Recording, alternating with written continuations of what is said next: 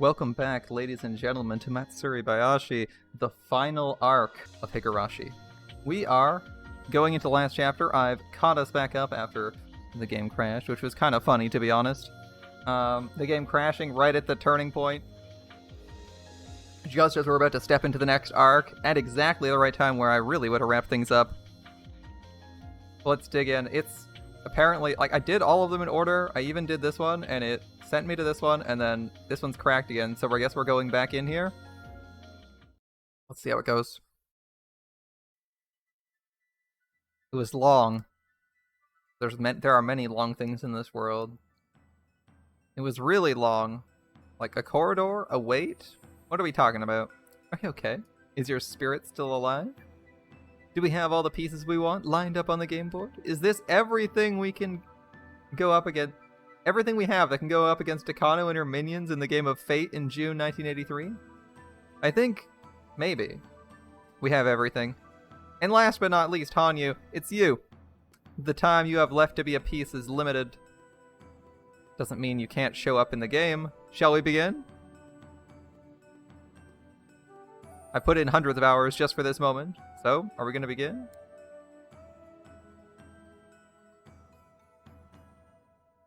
Hajime Mashoka? Or is it Mama Shoka? I can't remember which one is involuntary, which one is involving a person. Oh well. Let's dive into this. I want to see some Higurashi, and I want to see some exciting new shit. Let's get into a new future. Someone once suggested that believing is like placing a bet with coins of hope. In other words, believing means taking a risk. You gain something if you win, but you lose something if you fail. And as with any gamble, we try to make sure we win, and then bet a coin, of course. But that's not how life works. You have to gamble your coins first. Otherwise, it wouldn't be a gamble. As with any gamble, there's no guarantee of victory. Sometimes you win, sometimes you lose, and that's how you increase the number of coins you have. Well, I'm gonna be honest, gambling is usually rigged against you so that you never get more coins. Unless you're very fortunate. And usually the people who will win something are the people who take insane risks. And since they're addicted to risks, or since they're likely to take risks, once they win big, they'll spend all their coins and be left with nothing. But if you keep losing, you don't want to continue gambling. It's then that you realize if you don't gamble, you don't have to lose anything. Yep. Not gambling on anything is the same as not believing in anything. I mean, just don't gamble things you're not willing to lose. Unless it's important for you. Not believing in anything is the same as not involving yourself in anything. Oh, apparently we got Multiverse Beast 6 plot in Fate Grand Order. That's interesting. So the next Beast encounters are going to be Beast 6. That's curious. Guess that's why Arthur showed up so many years ago. Not involving yourself in anything is the same as not existing, and not believing anything is the same as not involving yourself in anything. Okay. So you may as well not exist if you don't gamble on anything. Is this the new gotcha prayer? Not gambling on anything is the same as not believing in anything. Not believing in anything is the same as not involving yourself. And not involving yourself is the same as not existing. So if you aren't gambling in gotcha, why exist? Seems good. Therefore, she didn't exist. The one coin she had in her heart was the last one, and if she lost it, she'd disappear. That was why she was hesitating to make a bet. She'd been running, trying not to get involved in any type of match because she was afraid of betting it by accident. But just like in a game of poker, she could lose her coin by folding. She tried not to lose her last coin, but that meant she was going to lose it eventually. Anyway. There was something she didn't know. Actually, I didn't know it either. The more coins bet into the pool, the higher our chances of winning this game. In other words, the more frightened we are, the more we keep losing the game before us. It's like carrying a portable shrine. It's impossible to carry such a heavy thing alone, but when people put their strength together, they can lift it easily. There's a clear borderline between too heavy to lift and easily lifted. It's just like how the balance on a scale tips with just a little weight. The big heavy shrine before us couldn't be lifted. Everyone tried their hardest, but couldn't. I didn't help because I was sure it couldn't budge, and I don't participate in games I know I can't win, so I didn't bet my coin. But it was wrong of me. They're still going on coins, like three games later. Maybe the portable shrine could have been lifted if I joined. For the longest time, I'd been pretending to be a bystander. I always thought I was there just to find out if my coin was worth betting or not. But that was wrong. I'm not just an onlooker, and nor should I be a bystander. I should have participated. The game I've been facing doesn't look like a game I can win. It doesn't look like a game that's worth betting on.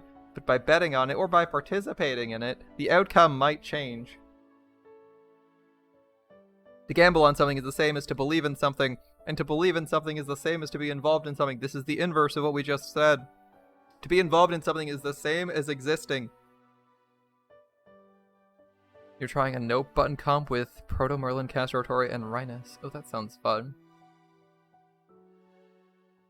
And by fun, I mean nothing happens, and you'll take 100 turns to get anywhere, but you'll certainly get there. Therefore she existed. I gamble, therefore I exist. It's Descartes all over again.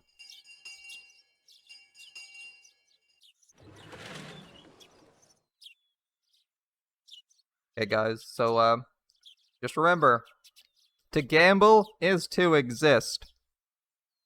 Remember that. That's your prayer when you're rolling your gacha. When you're downing the fucking raid boss in Final Fantasy XIV for the 100th time. To gamble is to exist. That's the lesson. That's today's lesson from the lesson of Higurashi.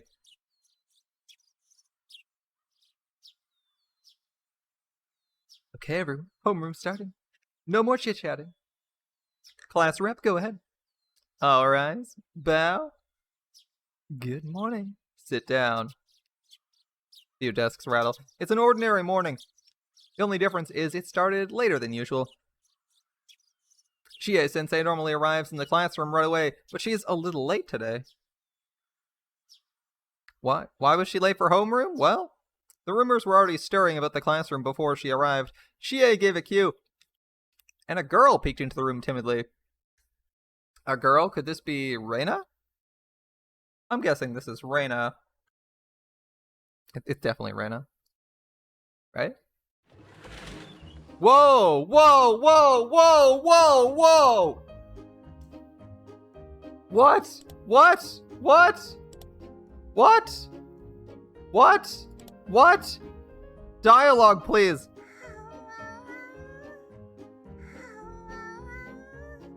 Oh my god, it's an anxious Hanyu? Oh my god, no way. No way. No way. Hanyu shows up here. Okay, I'm gonna we need some adorable dialogue for this. I'm gonna turn this up a little bit louder. I hope she gets to speak. She's got horns. I wonder if anyone's gonna comment on the fact that this girl literally has horns growing out of her head. But we have the cute Oni girl in the flesh. It's a new student, Hanyu Furude-san. She's joining us starting today. I want to hear Hanyu speak. I don't care about the DMA students. The voices of welcome, delight, and surprise mixed together and filled the classroom. God damn it. Well, fine. If Hanyu's not going to talk, I'm going to mute the game again. Fine, game. Goodbye. I'm just here for Hanyu. Is she related to Rika? Yes, she is. She's my distant relative. That's quite a surprise even to me. And Rika's just like, what the? Is Rika I don't know if Rika planned this, or if internally she's just like, what the fuck? Alright. I was uninformed Rika had relatives. Hey, this old man don't know either. Well, the three families are rather complicated. I wouldn't be surprised if I had distant relatives myself. She sure does look related to Rika. Oh, what a cutie. And then they do this. Her second, I like how her first line is ow, ow, ow. Second line.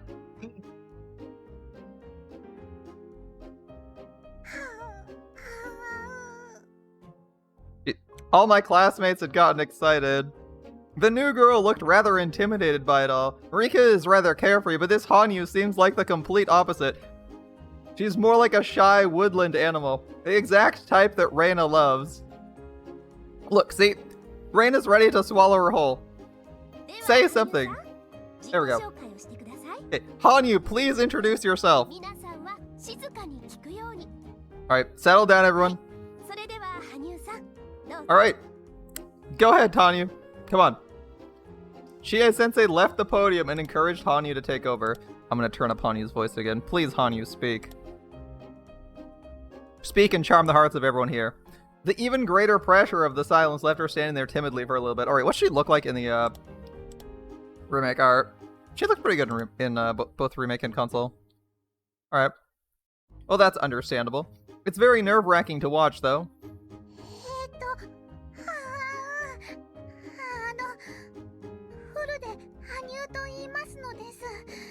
I'm Hanyu Furude. Okay.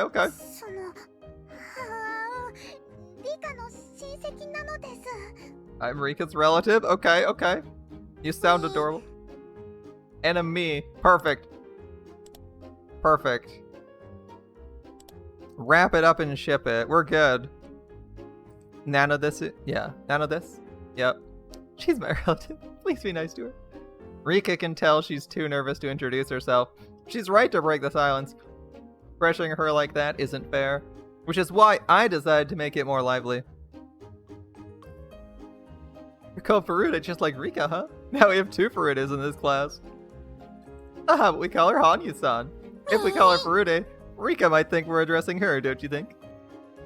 We generally call each other by our first names here. She's one of us starting today, so we should call her by her first name, too. Alright, it's decided. We'll call you Hanyu. I'm Mion Sonozaki, class president. Call me Mion, okay? Oh, I'm Satoko Hojo. Very pleased to meet you, Hanyu-san. I'm Dark Tomitake. My parents run a tofu shop. Please come by. Suguru Okamura. Please ask me if you don't know anything. Hello, let's be friends, okay? What grade are you in? Our classmates fell over each other to introduce themselves. Everyone tried to get her to remember their names so they could be friends. A friendly atmosphere swelled in the room. I only just transferred in recently myself, but this is more or less exactly how it was on my first day too. Everyone tripping over themselves. And me tripping over my mic, apparently. I remember how nervous I was and how much I appreciated this as a result. I know more than anyone how nerve-wracking it is to be a new student. Yeah, it's a little bit nerve-wracking to show up to a class. I don't know if any of you guys ever transferred into the class when everyone already knows each other, but it is a bit nerve-wracking. It's a little bit nerve-wracking to arrive in the middle of a year. I agree. We'll have to help each other blend into the class quickly. Right, you were a new student last year, right? Were you nervous on your first day too? Yep, but me, Chan, and the others were so nice to me, I got used to class pretty quickly. Well, yeah. To welcome a newcomer to the village is one of the 3 families' important duties. You only mention the 3 families when it suits your purposes, but it's true you all helped me get used to a different environment. In that case, doesn't that mean it's your turn to look after her, K-chan? Yeah, I thought so too. Reina was a new student, but she looked after me when I got here, so it's my turn to look after the next new one? A new student always dramatically changes the atmosphere of a class. Yeah, but Hanyu's been here forever. She knows everything. Even my attitude changed. We decided to gather around Hanyu during lunch break. You did, but not during the middle of the year, so it's okay. Yeah. It's still awkward to, like, move cities. Or move schools. And suddenly be like, alright, I don't know anyone. I know basically no one here. This is gonna be fun. And try to, like, make friends from scratch. It's, a bit stressful, but it's alright. Alright. Remember, you can only ask Hanyu 1 question each, okay? Why don't we ask her some personal questions so we get to know her better? Let's see, who'll be first? What's your favorite food? Oh, I like sweets. My favorite kind are cream puffs. Oh, that's wonderful. I love cream puffs too. There's a very good sweet shop in Okinomiya. I'll take you there sometime. Hanyu, meanwhile, already knows it. Alright, boys, did you hear that? If you want Hanyu to like you, get her some cream puffs, okay? And not the cheap ones. Get her something expensive. Let's see who's next. If there's no one else, I'll ask what color her underwear is today. Oh. Everyone kept asking Hanyu questions, and she looked all panicky again. I guess this is like a traditional ceremony for a new student. I remember it's how my first day went. Mion and Satoko seemed amused, so it must be the same for them too. Mion, has been living in this town for her whole life. She probably did not get that kind of questioning. Yeah, changing schools in the middle of the year is more difficult than slipping in at the beginning, especially if it's a transition between elementary, junior, and high school. Yeah. I don't know. You think it's a transition year between those schools isn't so bad. Like if you jump in at like if you jump into like high school when everyone's new to the high school, that's not so bad because like when everyone's moving schools, you're gonna meet some new people, right? You'll be meeting some new. There'll be lots of new people who may not be with their friends in the new classes, in like grade 9 or something like that. I think it's slightly worse if it's like inside of a school. So like everyone already knows. Oh, you meant doing it. Yeah, okay, yeah, doing it in the transition year is the easiest. Yeah, transition year is the easiest. Otherwise, it's probably a little bit harder because everyone knows everyone. They've been in the same class for like 3+ years. And you're like, hi, I'm the new guy. I noticed Reina watching the scene before her with a distant look in her eyes. She probably remembers her first day too. Are you recalling what it was like? Yeah. Were you thinking about something else? You aren't thinking about taking Hanyu home, are you? No way. I'm not thinking that. I'm not thinking that because Hanyu likes cream puffs. And since I have some good cream puffs at home, she should come over or anything like that. I'm taking her home with me. Well, if she doesn't come to school tomorrow, it'll be your fault, Reina. Oh, that's mean. As we watched Hanyu and our classmates have fun, Reina and I laughed together.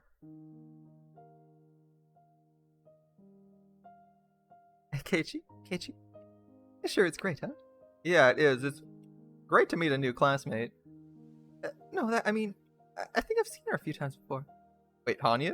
Maybe you saw her when she and her family came to look at the area before they moved here? You sure have a good memory, Reina. No, it's not like that.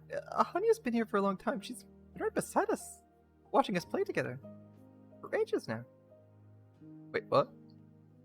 It's just me? Didn't you notice Keiichi? No, I haven't seen her before. Are you saying you met her before, Reina? From what I can see, this is the first time Mion and Satoko met Hanyu. If she's been that close to us, like Reina said, it's impossible none of us would remember her. Are you sure?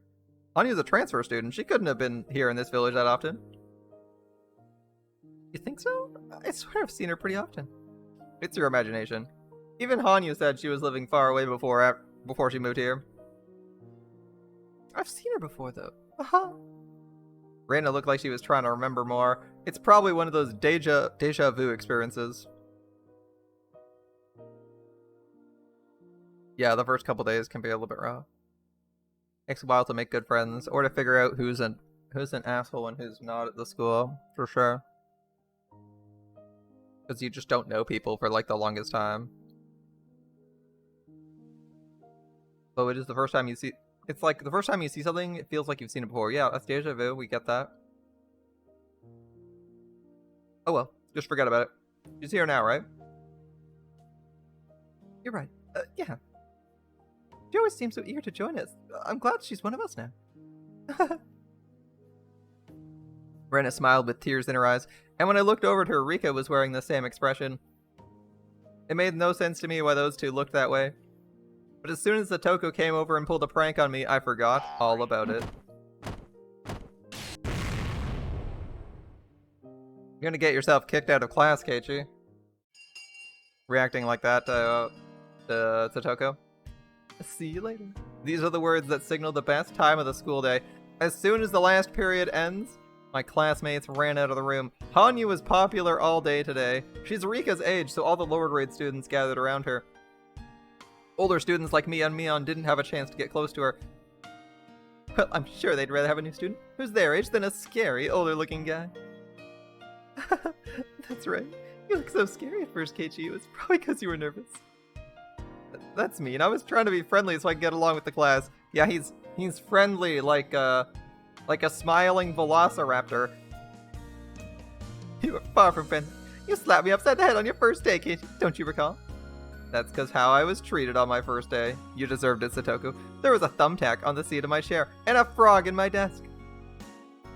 I heard there was a new student in the teacher's office, so we went to take a peek. We saw you there, and you looked so nervous. Satoko must have thought she had to do something to help you relax. Oh, as your elder, I was being considerate, you see. Keiichi's fucking dead. Satoko killed him. That's the prank. Plot twists. Keiichi has actually spent the whole time fantasizing about his classmates. He's actually dying on the floor, courtesy of a poisoned thumbtack. He's been dead the whole time. It's impossible. Although that blackboard eraser trap sure did help ease my tension. Satoko will be pleased with herself if I tell her that, though, so I'm not going to admit to it. I'm not going to admit to it. Alright. Hanya must have gone home with everyone else. I'm sure she's still popular, even after school. Still, your first day at a new skill. It's always really exhausting. I'm sure she'll sleep well tonight. I'm quite sure, too. Okay, everyone. It's been a while since I've been busy with work quite a bit lately. It's time for a club meeting. I've been waiting for this. It's been so long, I've gotten rusty. Me? I've been bored because I haven't rubbed a loser's head in a while. Oh, savage. She's like, yeah, I was getting bored too. I haven't given any losers head pats lately. I won't lose. I won't be holding back. It's been a while. You sure have pent up frustrations, huh? Great, that makes things interesting. Everyone's motivated, huh? You better watch out. I'm in top form today. Mion, you're gonna wish you went to work instead. Mion's had to work quite a bit lately because her uncle's shop is short on staff, so we haven't done any club activities for a long time. And for us, club activities are the main reason we come to school. In a way, we live for these few hours after school. If there are no club activities, there's no point coming here at all. So it only makes sense for us to be excited about getting to have a meeting again. I guess none of us will be satisfied with an ordinary game. What should we play? Mion looked into the club locker. I'm always curious about what's in the locker and how much of it there is. It's bigger on the inside, and there is a variable planet's worth of things in there. I swear, there's more in there than it can realistically hold. Absolutely, Keiichi. And just then, we heard the door open. Oh, Hanyu-chan? Hello. What are you doing here? Did you forget something? I thought she'd already gone home. Did she forget her lunchbox or something? It's not that big a deal to forget a textbook, but you can't forget a lunchbox.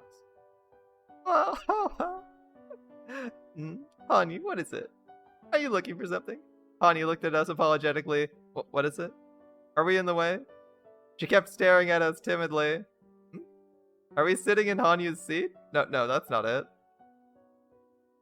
What is it, Hanyu? Can we help you? Can we? Oh. Reina talked to her, but there was no communication to be had. Hanyu's dialogue. She attempts to say something. Instead says, ow, ow, ow. Continues. Almost like trying to have a conversation with a stray cat. What's this? Hanyu is fixated on something. I followed her gaze and found Rika. Hanyu's apologetic gaze was directed at Rika. Oh. I would say anything. If you want it, you need to say it yourself, Hanyu. No one comments. Oh.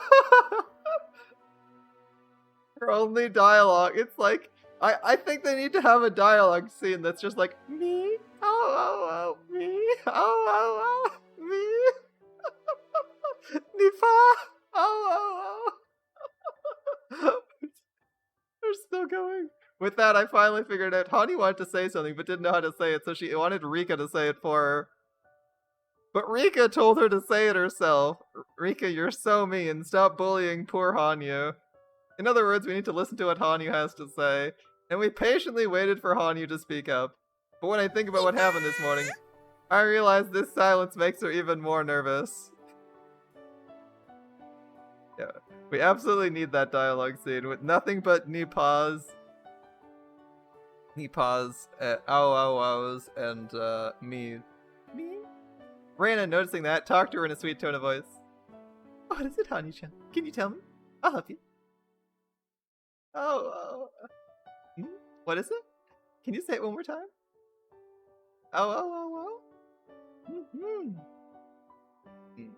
Eh? Raina raised her voice.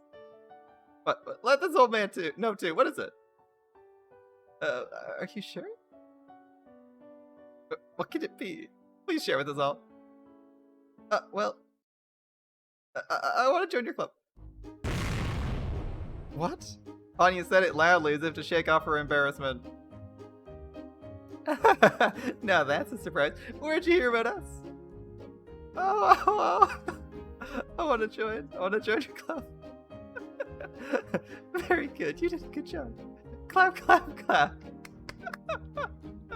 Rika must have known that Hanyu wanted to join the club all along.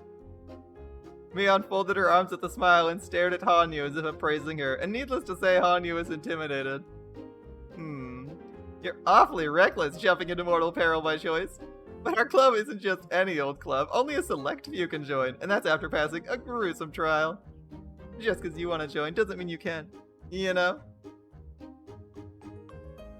Look, Hanyu, these clubs might look fun, but, you know, it's not easy. Oh, I already know that. You have to win, otherwise you don't know what might happen.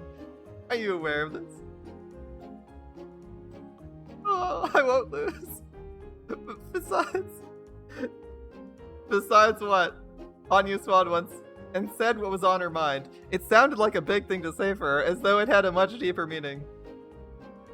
I used to hate to lose, so I always ran away from every game. But running away is even worse than losing. I can only win if I continue to fight. Despite the pain of failure, that's something I've learned. Hanyu? When Mion realized that, although she looks timid, Hanyu's actually very courageous, she grinned. Wait, where's Shion? Is Shion not gonna be at school in this arc? I'm a little bit disappointed in that, but it's okay. It's okay, game. We gotta focus on another person being new at school. It looks like she's grown fond of her. Well, she's got guts. How about it, Mion? Why don't we let her try, right? Let her take the entrance exam? Alright. It usually takes more than a few weeks to determine if one's even qualified to take the exam. Yet if she wants to take it on her first day... What to do? Mion pretended to be stubborn, but in reality she was simply playing with her. If she actually didn't want her to join, she would have refused right away. Of course, if Hanyu was bothered by this kind of intimidation, she wouldn't be able to survive in the club. I'm surprised Hanyu is so intimidated when she knows how everyone acts. Just like Marina and Satoko said, our club is relentless. Winning should be your utmost goal. Always aim for first. And if you come in last, you'll wish you were never born. Oh, I'll do my best. The punishment for losing is actually kind of fun, too. Hanyu, you've been watching the whole time, right? You've been wanting to join for the longest time, huh? Well, I got the feeling Reina had just mumbled something like that. Come on, Mion, let her try. I got in by going through that too, you know?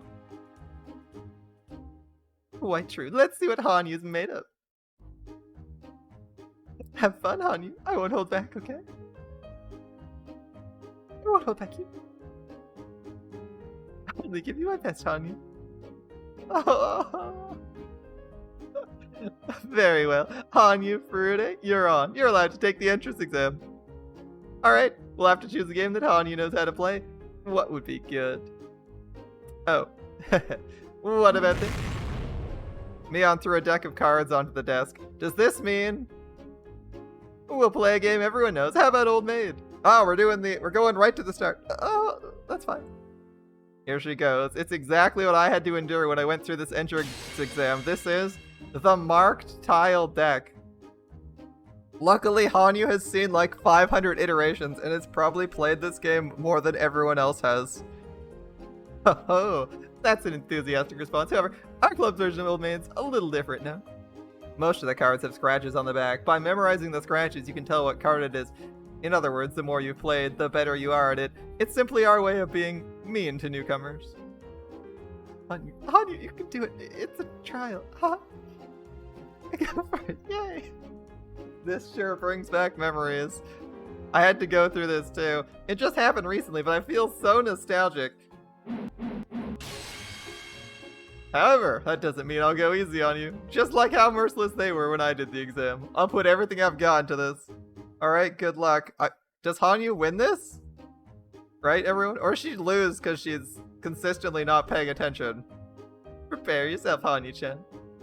Here we go. If you want to join, let's see what you got. Roger. Wait, like... I'll call your hand from the right, okay? Ace, 3, 4, 7, Jack, and Queen. Too late to hide now. Oh. Sorry, honey. This is the Ace of Spades, right? Alright.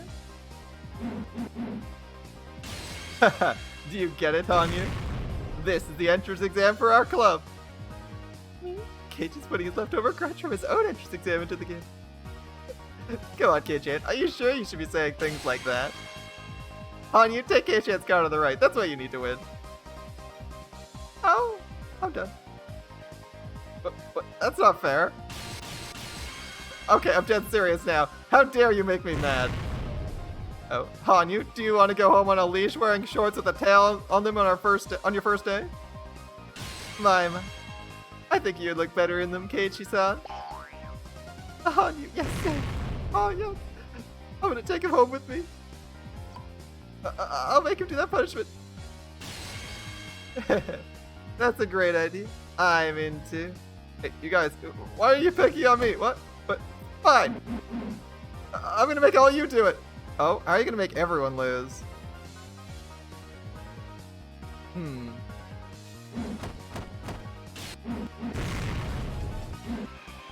Something's happening. I don't know what's happening. What? A horn? They're playing Old Maid. They got in a traffic accident while playing Old Maid. Either that or they stepped on it. They stepped on a clown. I don't know which one of them's wearing clown makeup. We'll just assume that there's yet another spirit following them around. Okay, this is the banquet section. Can you hear me? I guess I can. I can hear you. One more speech and we'll move on to a toast. Are you ready? I guess so. This is a sudden change of pace. This is the back end. We're ready. We can't hear anything from inside. So, please give us a cue when the speech is finishing up. 10 bottles per table. Make sure you serve your tables smoothly. Young waiters with bow ties got bottles of beer ready for a toast. So Shion's not in town. I wonder what Shion's doing. Since I thought she was an essential element to the plot, but apparently she's not here. We'll find out what the fuck she's doing. There are several dozen tables with white tablecloths on them in the banquet room. Approximately 8 people sit at each table, so there's a few hundred people here. The banquet room is teeming with excitement. There's many plates with different kinds of food on each table. A sushi platter, a sashimi platter, a fruit platter.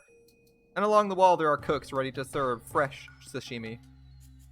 All the guests appear to be well-mannered gentlemen, and obviously there's notable people from different fields. The huge and beautiful chandelier above them clearly tells that this hotel holds a status good enough for those famous people. An elderly gentleman gives a long speech on the stage before making a toast. Usually, people don't like such long speeches, especially if it's before a toast. But the guests are actually excited with his speech. Well, maybe fervor is a pleasant way to put it. Haven't we already read this exact scene before? This is the meeting of a bunch of executives with Takano present. I recall this exact scene and exact setup. It was probably more accurate to say their excitement was bizarre. Anyway, Japan accepted the demand for unconditional surrender, and the day they did, the Pacific War ended. These are all like the nationalists, guys. These are all the nationalists as far as I can recall. In other words, even if they had to take care of other business, the war ended that day according to international law, and from that day on, there was peace. Therefore, if any troops invaded Japanese land during that peace, there would be an encroachment on Japan. And no matter what the Soviet Union says, the Northern Territories are Japanese land, and it should be clear to everyone they invaded illegally. That is an ongoing issue, actually. The U.S. and I believe the UN all agree that the islands north of Japan are Japanese, and that the Soviets have illegally occupied them for when did World War II end? Yeah, since then. Not that they're like islands of significant size or monetary value, but it's more like the strategic access for submarines and naval vessels through the area is important. It also means I think if Russia has them, they basically have like a fire base literally in range of Japan for artillery and shit. Staging and of course monitoring U.S. travels and passage. I think it also means if the U.S. wants to take like a ship around into the Sea of Japan, they have to go south. They can't go north, which is why those islands are somewhat relevant. And the official stance of NATO is that they're illegally occupied. Maybe if we're fortunate and the Soviet Union collapses, or sorry, the Soviet Union 2, aka the Soviet Union 2.0 collapses, maybe Japan will get them back. It's unlikely, but you know. One can dream that stupid territorial disputes caused by Putin get resolved at some point, right? Caused by or maintained by Putin get resolved at some point. That'd be nice. Alright. Should be clear to everyone they invaded illegally. Here. And now they want to settle by returning a mere 2 islands to us. There are 4 of them. Who do they think they're kidding? Listen, Haobai, Shikotan, Kunashir, and Iterp are Japanese territory. Their total area is equal to an entire prefecture. What would you think if the Soviets invaded and occupied one of our prefectures? Would you settle for getting half the prefecture back? No. You'd have it entirely returned to you. Yet the Soviets brazenly sit there claiming vested rights to the land. It's no joke. We must strongly oppose this to the bitter end. I believe they also pay people. The Russians also pay people to reside there at the start, and evicted all the Japanese people. They did their own little ethnic cleansing strat on those 4 islands. In case anyone's wondering, evicting anyone who was Japanese or Asian, and sending their own settlers to occupy their buildings. So it's kind of a dick move. Return all the northern islands. Our nation must demonstrate unwavering resolve on that point. So I can kind of see the arguments for why it's Japanese and why the Japanese should have it again. Since I think Russia only had it for a shorter. Russia's only had it since they seized it illegally. Thunderous applause filled the banquet room. That said, I don't know how serious you want to get about that. All the gentlemen agreed and expressed they felt the same way by cheering him on. It'd be pretty hard to agree to anything with Russia though, because they're a bad faith actor, and they'd probably just not give back the other 2 islands and be like, well, you said you didn't own them, so we're not going to give you these 2 either. Or they'll just invade again. That is a consistent strategy of Russia's, right? Invade, claim some territory, make off with whatever you can, repeat ad nauseum. Because they're on like their 4th or 5th attempt doing that with Ukraine. In all the hubbub, there were 2 people standing by the wall who didn't seem to fit in with the rest. They were wearing sharp-looking suits, and while a little too old to be called young men, they were certainly young compared to all the elderly gentlemen in the banquet room. Why do politicians always lean right or nationalist? And so partisan. Oh, it's simple. What politicians want most are votes. And votes are cast by their constituents. Not everyone over 20 actually votes. Voter turnout's highest among those who are retired and have free time, so the elderly interested in politics monopolize the votes. And that's mostly true, especially because old people have nothing better to do than research. Well, you'd think old people have nothing better to do than research, but it's more like they're the only ones who have free time to just casually go out and vote, whereas other people have to set aside time to vote. And most younger people don't pay attention to the news unless it's directly concerning them. Better shit to do, right? That is okay. And you got the long and short of Honey's backstory for me, apparently. Okay. She's an alien and is the foundation of the concept of Oni.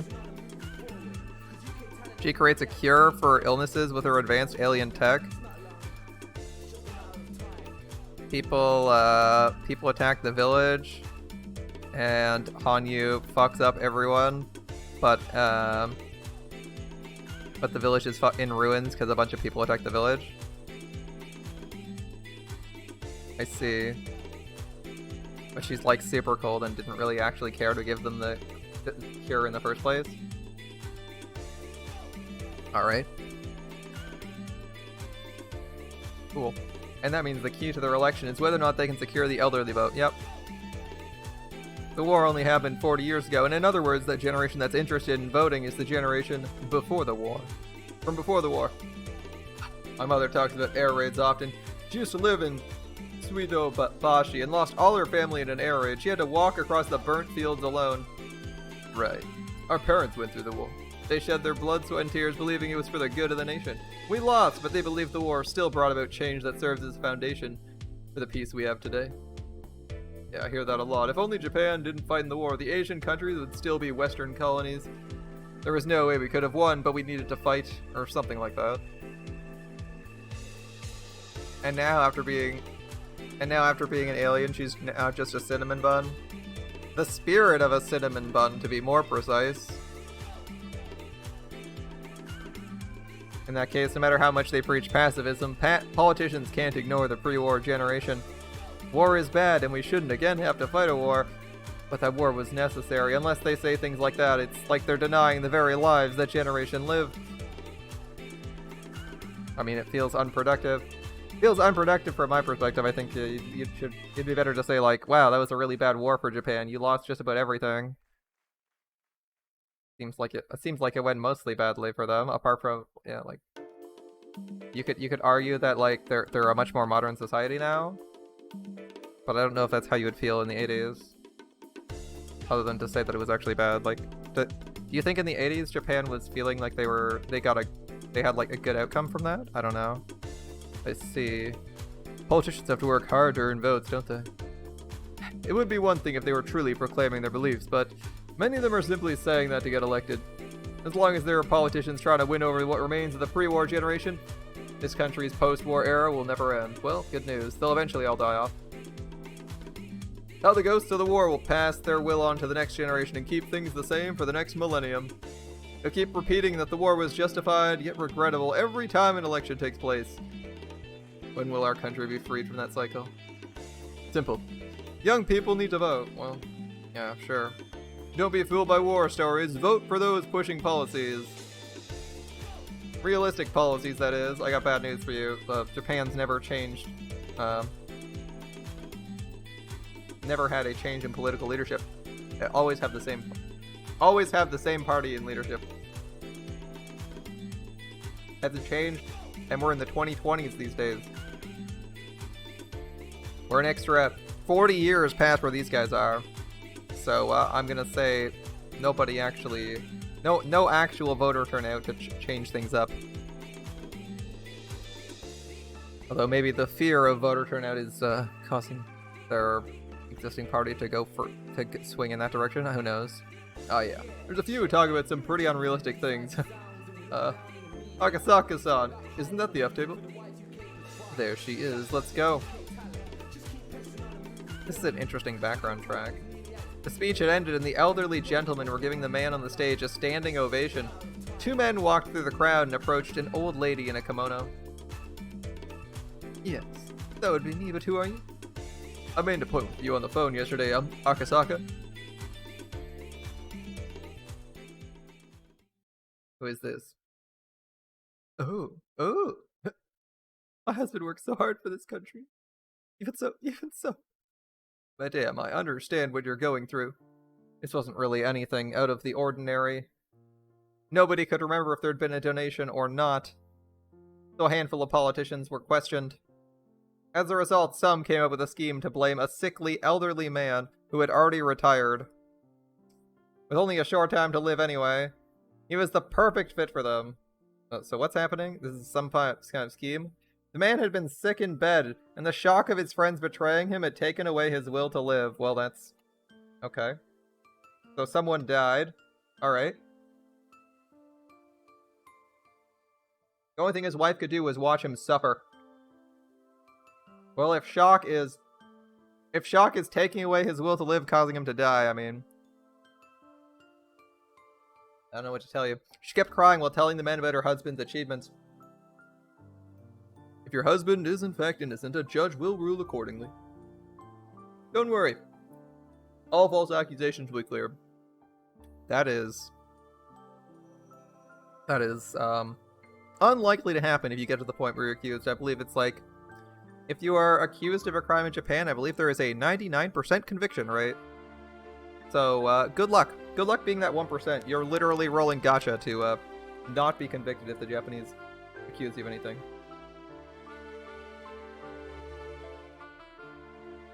What do you know? Because he's innocent, but he won't live to see the verdict. He worked so hard for the country, and this is what he gets in return at the end. How can he rest in peace?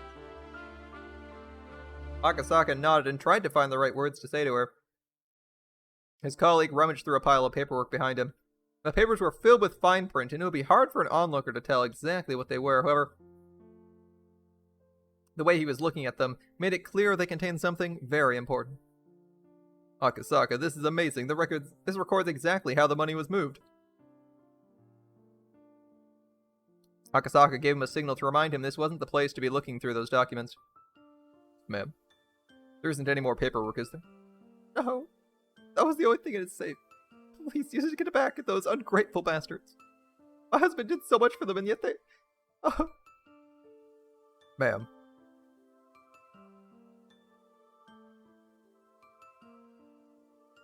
You understand something in these documents will implicate him, don't you? I understand that. One can't be honest all the time when one's a politician. I am his wife, after all. Thank you for your cooperation. I'll use this to expose the injustice that was done to him.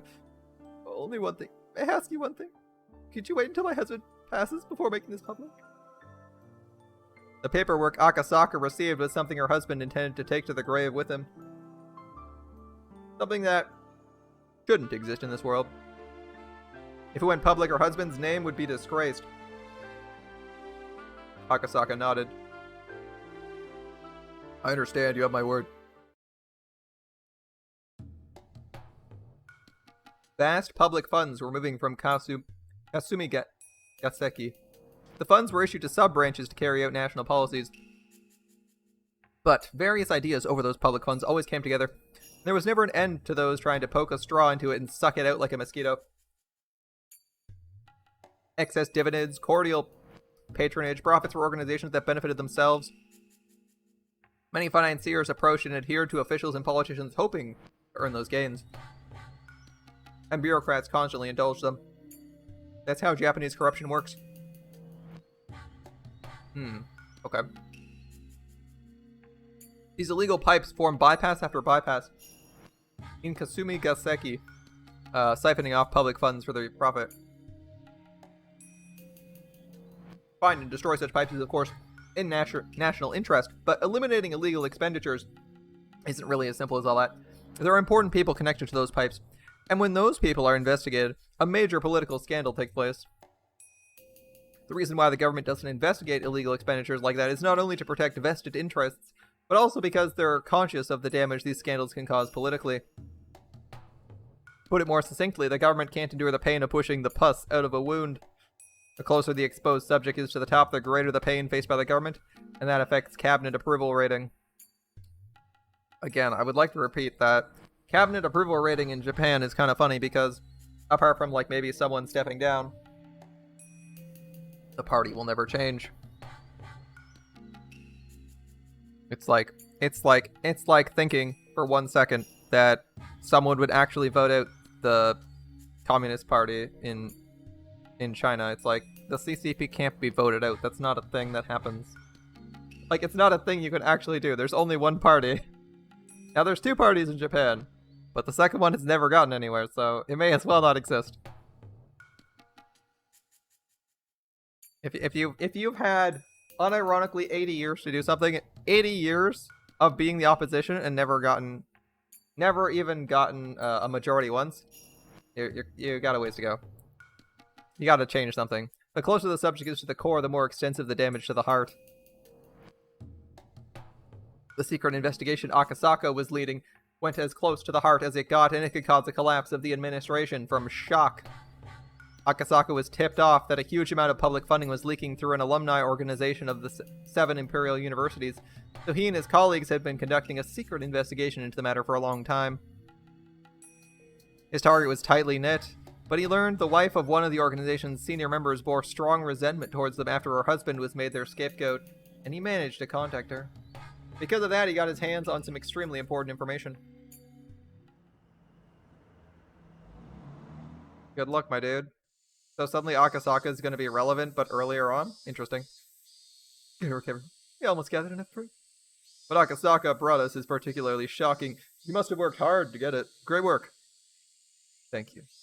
The small meeting room was filled with boxes that were in turn filled with documents, and a whiteboard was filled with cramped writing too. A few of the investigators in the room, which was also filled with smoke, were reading the documents intensely. Oof. That would fucking suck. Can you imagine being in like a small office meeting room and there's like 5 people smoking in it? That'd be fucking terrible. Like, sorry, I didn't sign up to get friggin' hotbox all every waking hour by you tobacco heads. Or stoners. Like I'm not a police officer, so I could get hotboxed by all the stoners. That's not right here, but oh well. Thanks for the cancer, assholes. Their intimidating manner clearly indicated they were police officers with a great deal of experience, and Akasaka was one of them. It had been a while since Mamoru Akasaka was transferred to this department, and when he worked on the case of the kidnapping of the Minister Inukai's grandson, he'd been a rookie, but by now he was an experienced investigator. After a knock on the door, an elderly man entered. Everyone straightened up at once. Sir, thank you for stopping by. Thank you. You don't need to stand. Relax. I've brought a wonderful gift for you all today. Kano, you'll get to go to your son's Parents' Day meeting after all. The meeting room was filled with sighs tinged with exasperation and resignation. It certainly wasn't because any of them hated getting to go to Parents' Day. I knew it. I thought it was about time. Shit. Akasaka's colleague complains. They had been so close to getting to the root of the issue. They had such strong evidence. Akasaka, on his part, wasn't too disturbed, as it happened several times in the past, considering how hot the documents he obtained were. It was easy enough to predict. The case was suddenly transferred to another department, which meant their investigation ended there. Oof. You're back with ice cream. But does your ice cream melt? Because apparently Chinese ice cream doesn't necessarily melt. The new department was supposed to continue the investigation to expose injustices, but that's never happened once before. This new department is hot fucking garbage. It was just an excuse. The investigation had been terminated because of pressure from above. The classic. Damn it. How about everything we've worked for so far? It was just to see how much it had hurt to push out the pus. They realized it would be too painful, so they decided not to treat it. And in that sense, their hard work wasn't wasted. Because of it, the investigation was terminated. And Akasaka understood that, but his colleagues, they weren't yet mature enough to understand. Of course, Akasaka's sense of justice was displeased by this. He felt frustrated with his superiors who had hesitated to expose the truth, but he was mature enough to know not to say it out loud. Organize what we have and hand it over to the other end later. Anyway, since you haven't had a day off for a long time, you don't have to wait until 5 p.m. to leave. Go home, get some rest. We'll talk about what's left to do tomorrow, and don't forget to use up your vacation time too. Make sure you take a vacation and give a treat to your spouses. Please come with me, they'll be all. Sir, though his long secret investigation left a bad taste in his mouth with its resolution, he managed to earn a holiday until the next incident arrived. Well, I guess we do as he says. Everyone, let's go home and get some rest. If you go home that early, you might find out your wife's having an affair, you know. Unless you don't know anything. Akasaka and his wife are madly in love. He calls her every night from a public phone in a different building. I envy you, Akasaka. My wife's cold. Maybe it's because he's bad in bed, who knows. Akasaka smiled bitterly as he gathered the documents in his hands. One of the pages fell to the floor, a page from a huge pile of papers documenting illegal expenditures, and they exposed the illegal expenditures of the Alphabet Project, the research team for the next generation of hardware in the Defense Agency. Oh. Oh. It was entirely possible this project was created in the first place for the purpose of funneling these illegal expenditures. But when he saw the paper, one thing caught Akasaka's eye. He picked it up, looked at it, and tried to remember. It was a list of people who received public funds. It was also a list of retirees who are very much in love with money. There should have been no connection between them and Akasaka. However, there was one thing that caught his attention. The Erie Clinic. As soon as he said it, all sorts of memories resurfaced. Here we go, here we go. Yes, the Erie Clinic. When he was working on the case of Minister Inukai's grandson's abduction, he got into a scuffle with the suspects and became injured. He was taken to the local clinic. And as he recalled, the name of that clinic was the Erie Clinic. He started remembering one thing after another. His first experience with wading into the muck. It was burnt into his mind like a fresh memory, and he could vividly recall everything that happened. His daughter was about to be born. He didn't want to go to Hinamizawa. He met Uishi, who taught him a lot of important things. He also met a girl in that village. Her name was Rika Furude. That was it. How long had it been? How old was she now? And as he remembered her lovely smile, he remembered the ominous prediction she made. She predicted if he didn't go back to Tokyo, something terrible would happen. At the time, he took it as nonsense, but he felt something odd about it, like it was a divine omen. And then he remembered Yuki, who was about to give birth. He became concerned something terrible would happen, but he couldn't just leave and go back to Tokyo. That's why he called her right away. He told her something would happen. He told her to be careful until he returned. She'd laughed and told him he was being paranoid. But that phone call saved her from a calamity. Akasaka found out when he visited her after returning to Tokyo. A few days after his call, a janitor was seriously injured when he stepped on a loose tile on the stairs on his way to the roof. He heard afterwards Yuki had a habit of going up there for a walk every day, but because of his call, she'd stopped doing it. If he hadn't called her, she would have been the one to step on the tile, or may have been. In other words, Rika's prediction had been correct. There was no proof, but Akasaka believed he was able to save Yuki only because of her prediction. He'd intended to call and thank her for saving Yuki, but the busy days that followed put it out of his mind. Rika. He wondered if she was still doing well, if she was still smiling. What was her next prediction? Do you remember? He remembered the sad prediction she made on that night under the moon while still wearing that smile. Right. She said something. He predicted someone would get killed on the night of the festival every year, and on the 5th year in, she'd be the one to die. That's right, he thought she said that. The 5th year? Wait, that's this year. The festival, it's in June, if you remembered correctly. It happens on the last Sunday of the month. Akasaka looked at the calendar. It was June 1983. Although there was still some time, the death she predicted for herself was coming up. The girl who'd predicted Yuki's accident also prophesized a mysterious incident would occur annually for the next 5 years. If they'd actually been happening, it would happen again this year. Well, time to do some research, Mr. Detective. Not like it's your fucking job or anything. And just look into the police database. Akasaka wondered if Uishi was still at the Okinomiya PD. If the annual incident she predicted was actually taking place, he'd know. In other words, he could confirm if Rika was going to be killed or not with a phone call to Uishi. The one who predicted their own death had muttered she didn't want to die. Muttered? No. It was clearly a plea for help, right? Right?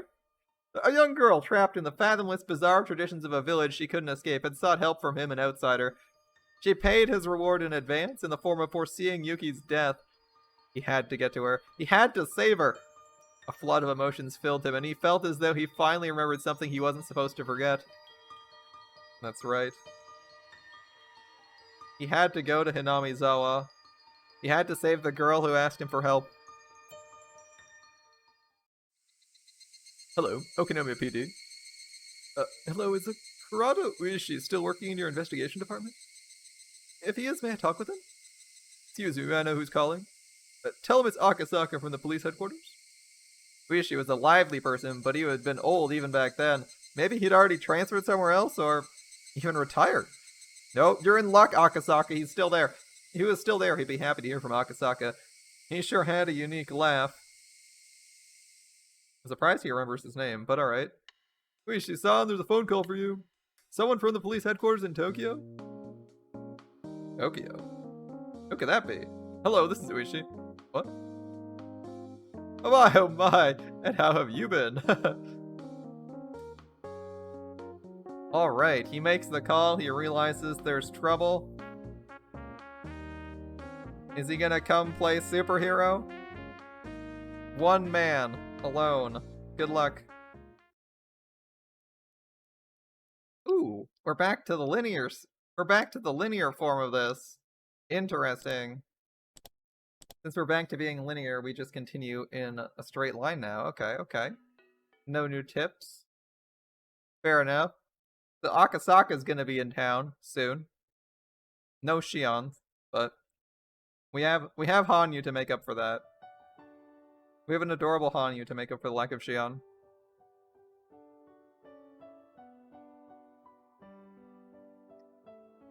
Hanyu had already grown used to being around us. Since Rika and Zatoko are her age, she's become especially close with them. Where the fuck does Hanyu live? I assume she lives with Rika, right? Like, where else is she going to live? She doesn't have any resources, no relatives, no family, nothing. Either she's living in the shrine, or she's living with Rika. Of course, Reina and Mion are looking after her too. Reina told me something the day Hanyu joined the class. She said Hanyu's been close to us for a long time, and she's been watching us play, that she always wanted to join us. I still can't remember seeing her before, but somehow I believe it. Hanyu accepted all the things that surprised me at first as if she knew about them all along. She knows everything, and yet it seems she's truly excited about finally being able to join in. Hanyu's definitely part of our group now. She sure is. It almost feels like she's been one of us this whole time. That can't be true, though. No, it is. She's been by our side this whole time. Wait, are you saying that now, too? Reina told me that a couple days ago. Is it just I didn't notice? It's because you're dense, Keiichi. Me? Fine. Oh, so what if I'm dense? Oh, why are you two sitting down? Are you tired? You never feel tired, hon. Meanwhile, we're exhausted. It's because I've waited so long to be able to play with you. This isn't nearly enough. I want to play more and more. Oh. Wait, a happy oh. We got another one? No, I'm not gonna mean it. You're full of energy. By the way, those things on your head, don't they fall off when you play? Oh. Hanyu has horns on her head. I thought it was a hair accessory of sorts, so I didn't want her to lose it while playing. I was gonna offer to hold it while she ran around. But Hanyu's face clouded over and she apologetically held onto the horns. I'm just imagining her, like, putting her hands on her horns and shaking her head like, nope. Keiichi, Hanyu can't take them off. What? I see. Sorry about that. Oh. Strange. Is it strange to have horns? Not at all, I think it's cute. This way she can headbutt people and take less damage. That's what horns are for, right? Although her horns are curved weirdly. Maybe she's supposed to gore people with them? I don't know.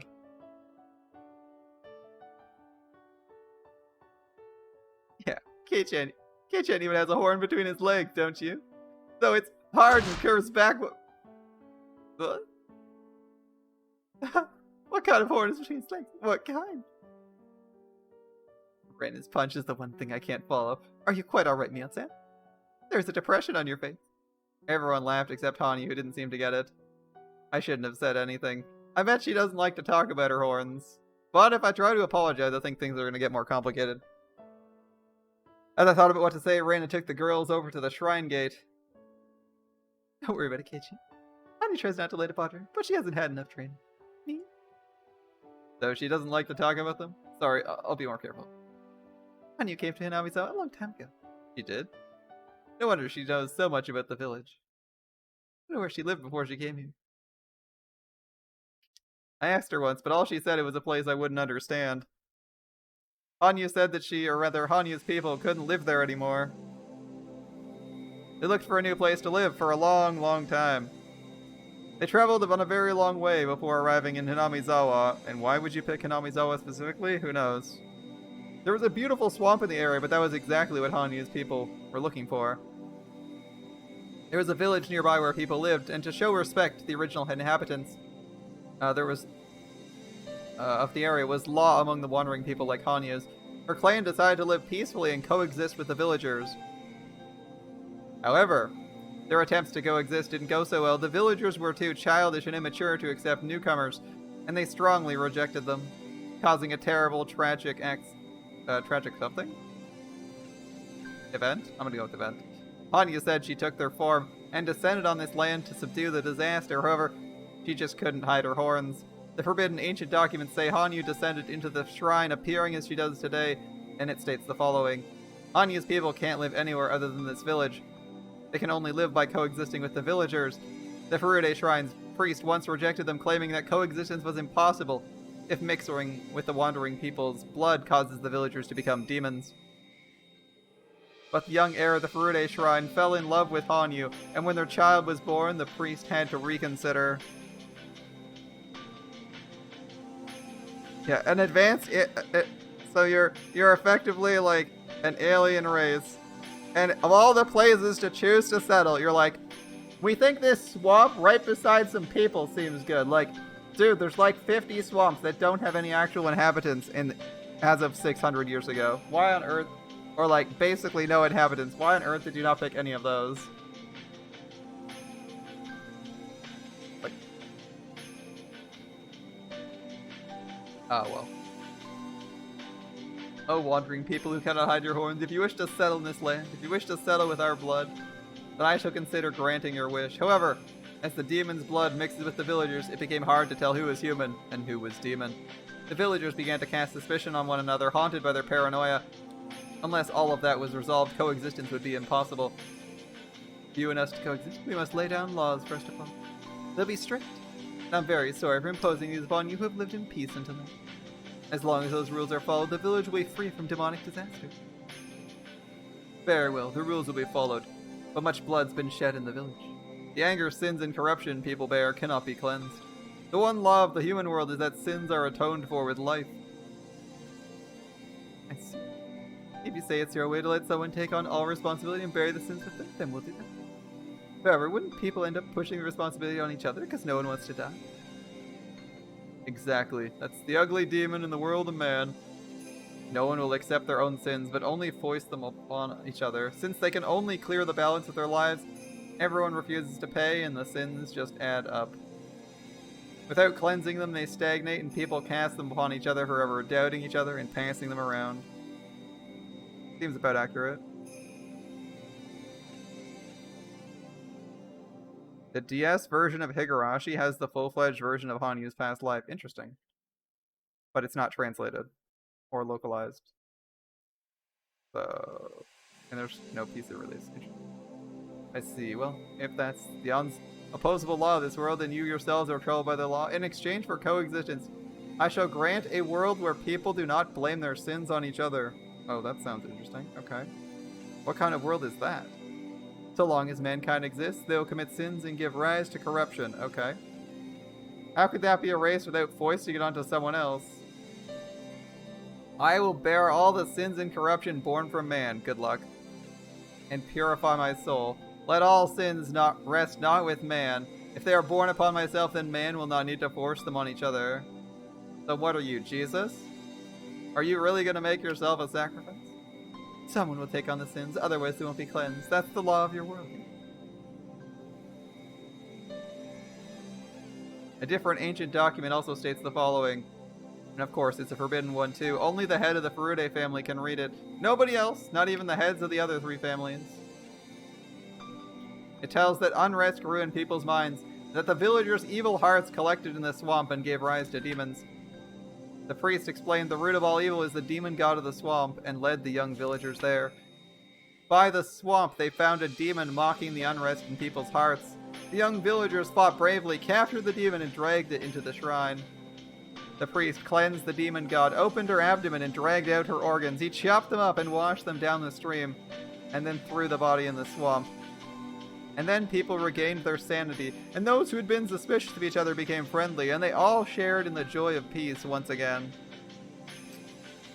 If these forbidden ancient documents are real, then the object of the villagers' worship, Oyashiro, was captured by the villagers, forced to bear their sins, and torn to death.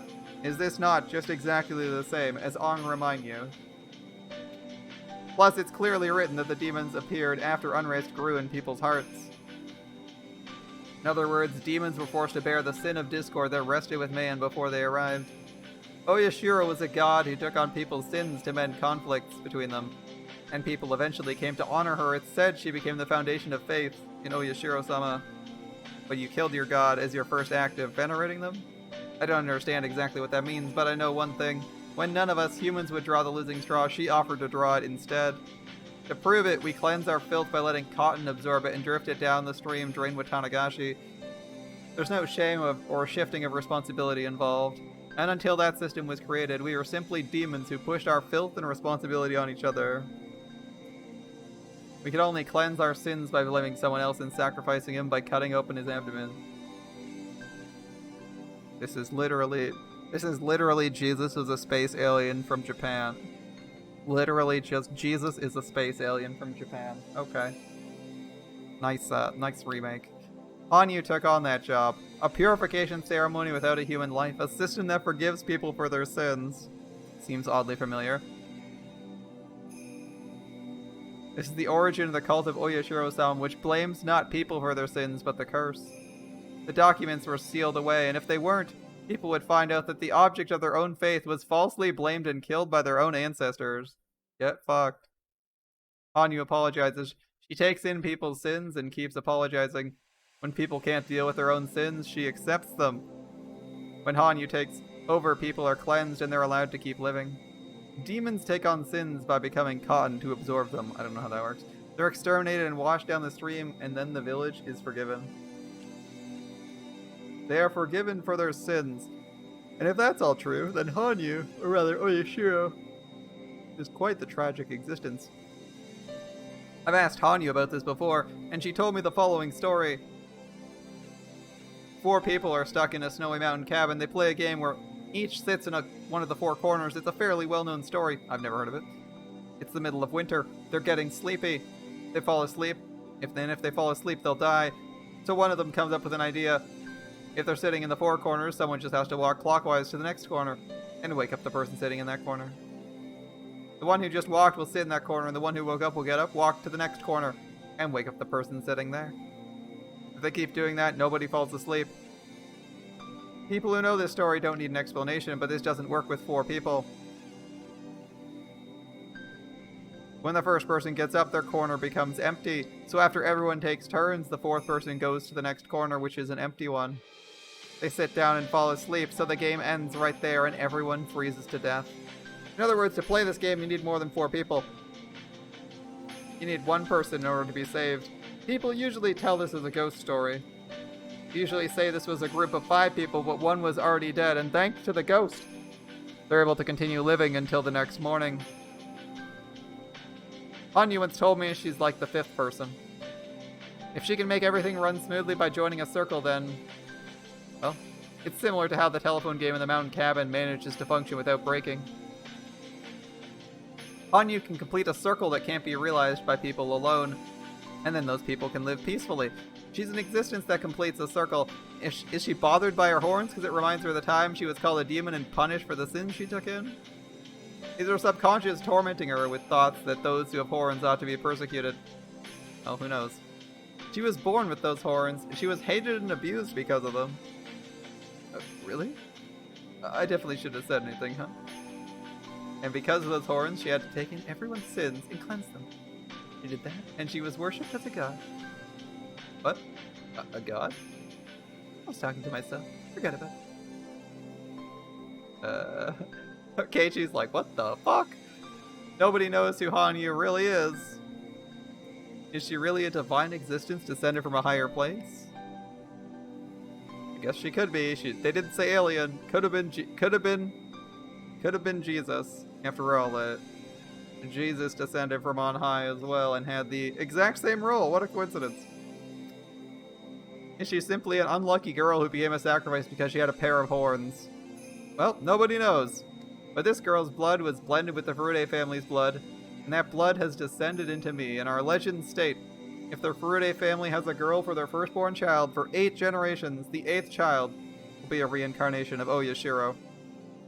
I don't know what that means, but I'm the 8th generation. Is that why I'm the only one who can see Hanyu? I mean, 8 generations is a long time. Maybe that's how long it took for all the sins Hanyu assumed to be cleared? I mean, 8 represents infinity. It's a lucky number. Does 8 represent infinity in Japanese culture? That's an interesting question. Those sideways 8s are infinity in English. But are they 8 in Japan? Is an 8 associated with infinity in Japan? I don't know. Often curses uttered will contain I'll curse you for 7 generations, but the 8th lies beyond that. In other words, 8 possesses such good fortune it can forgive great curses and sins that span 7 generations. It's a number with power.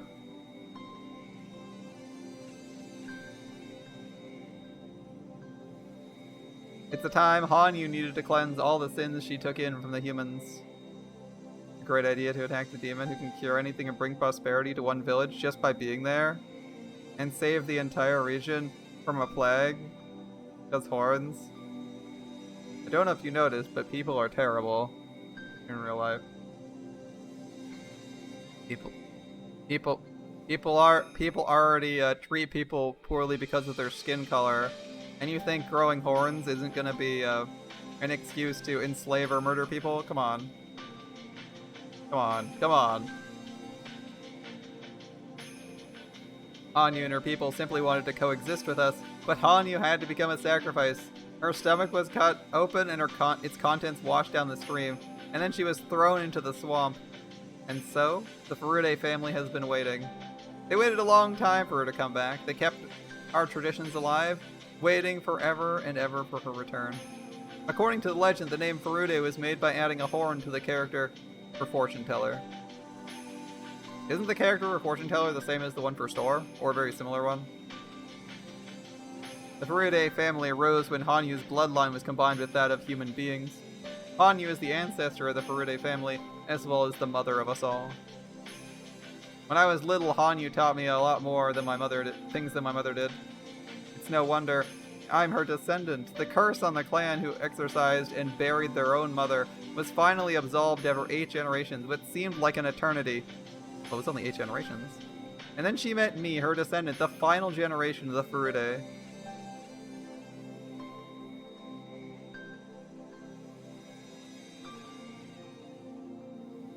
It's a wonder Hanyu didn't say, this is why I didn't want to help these smooth-brained idiots. Yeah. Sometimes when I think about that, I feel like there must be some important meaning to this hapless fate thrust upon me. But what kind of meaning could the trial I face, the trial of breaking through the obstacles sealing my fate, have on the curse that plagued Hanyu and the Furude for over a millennium? 1,000 years is too long a period to communicate thoughts and intentions correctly. 1,000 years is also more than 8 generations, considerably more. As if it was 8 generations, you'd have to be having children in your hundreds, and not in, say, your 30s or 20s, or 50s. Even 50s would be too young.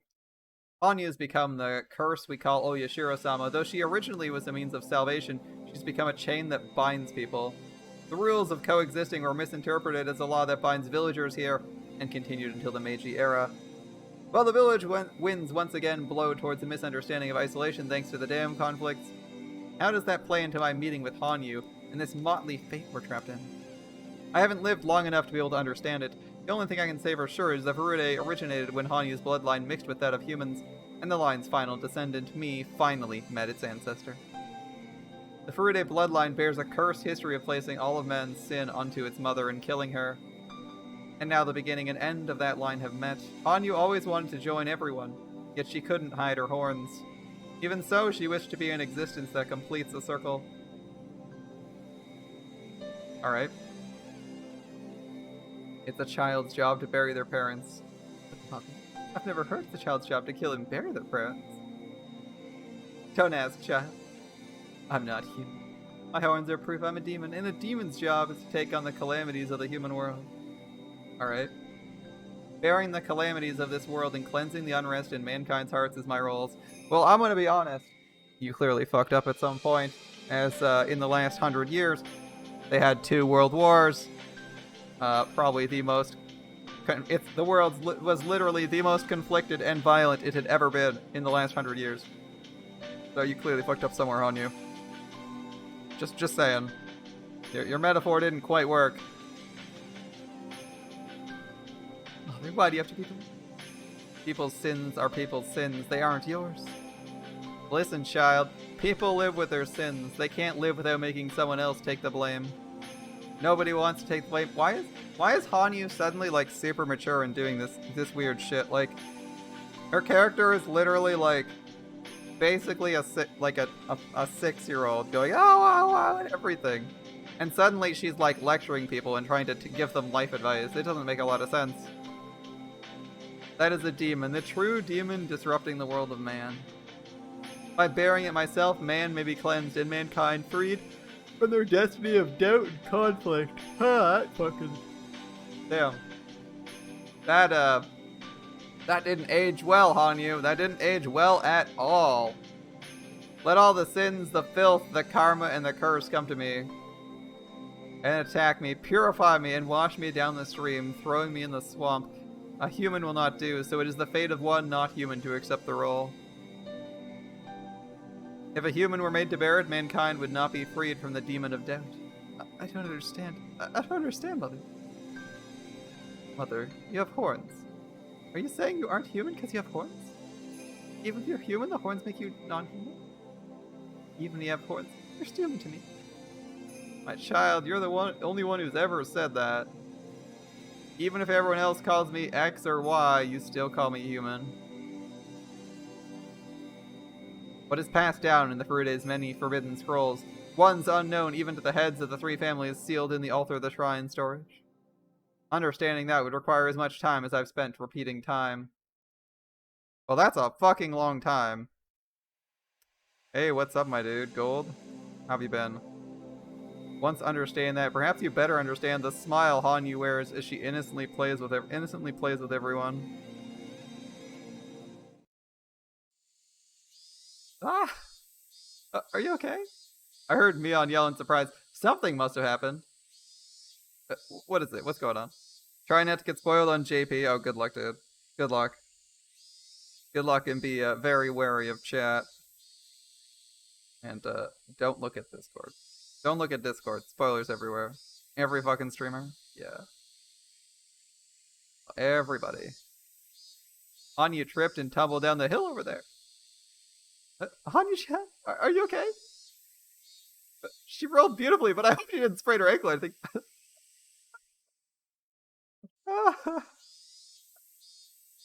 It's like, she rolled beautifully. What? What? It's like you trip and fall down the hill, and it's like, wow, that was really smooth. Hanyu had been playing on the slope and tumbled down it. There's a road just below the slope. Mion and the others went down the stairs to get her. Okay, let's go. You've done a good job so far. You see JP in the title and you people run. Let's go. Spider-Man dies. Oh my god, we're doing that meme now. Oh, it's hot off the presses, isn't it? Hope she isn't injured. Hot off the presses, the Spider-Man dies meme. Oh my god. When I got there, I saw Tomitake and Takano. They were taking care of her. Happened. We just saw her roll down the hill. She did tumble beautifully, though. I think she hit her head, so I'm sure she'll get a bump later. Make sure you put some ice on it, okay? Hanyu, can you hear us? People die when they are killed. Good spoiler. Can you hear us? Look, how many fingers she see? Oh. She seemed disoriented, but didn't appear to be injured. What a relief for everyone. I bet she's just feeling dizzy from rolling. I'm glad you're not hurt. Just think, though, how lucky you have of you to have a nurse waiting for you down here. What perfect timing. Well, when I'm not working, I'm a wild bird photographer. Right, Shiro-san? Yes, when you're not working, you're just working.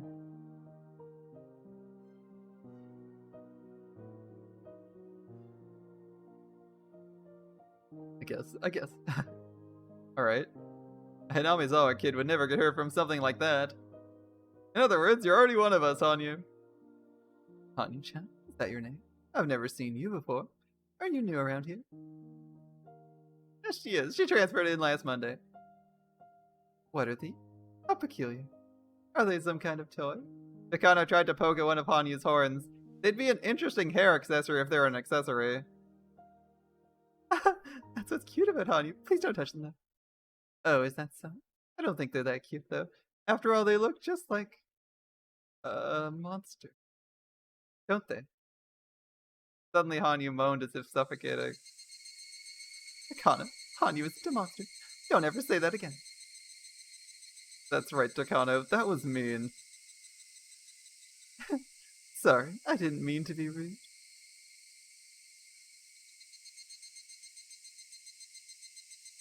Her real name is Hairian Yesumuru Yeda? Or Jeda? Hanyu is a nickname from Hairian. Interesting. That was information I don't know how I'm going to use. Innocent Takano. There should be quotations around the innocent part there, but okay. Rika said it firmly. I'm sure Hanyu doesn't want to hear that word. Sometimes Takano says things in a derogatory way without realizing it herself, but I guess there's things you can't or shouldn't say. Hanyu was looking at Takano with a complicated look on her face. After seeing that expression, Takano realized she might have hurt her feelings, and she apologized, leaving with Tomitake. Are you okay, Hanyu? You landed beautifully too, so you're not injured. Rika? That person. Oh. Her? Oh, that's Takano. Takano. Hanyu repeated Takano's name, and all of a sudden I grew worried she hit her head or something. Hanyu stood straight up and grabbed Rika's collar. Rika! Oh! It's Takano! That's right, she's Takano. No, Rika! Takano! Don't you remember? I know. You know Takano, right? From the Erie Clan? You can't remember? Sorry, Hanyu, what are you talking about? Rika! It can't be. This is the last one. She finally imprinted herself with the true enemy's name while enduring the pain of her stomach being cut open. And yet she can't remember. Well, Hanyu remembers. Oh, Rika Furude has failed to inherit the memory of the fragments. God damn it, Rika. You fucked up again. It's only been like 100+ attempts. Come on, Rika. You can do better. Have some confidence.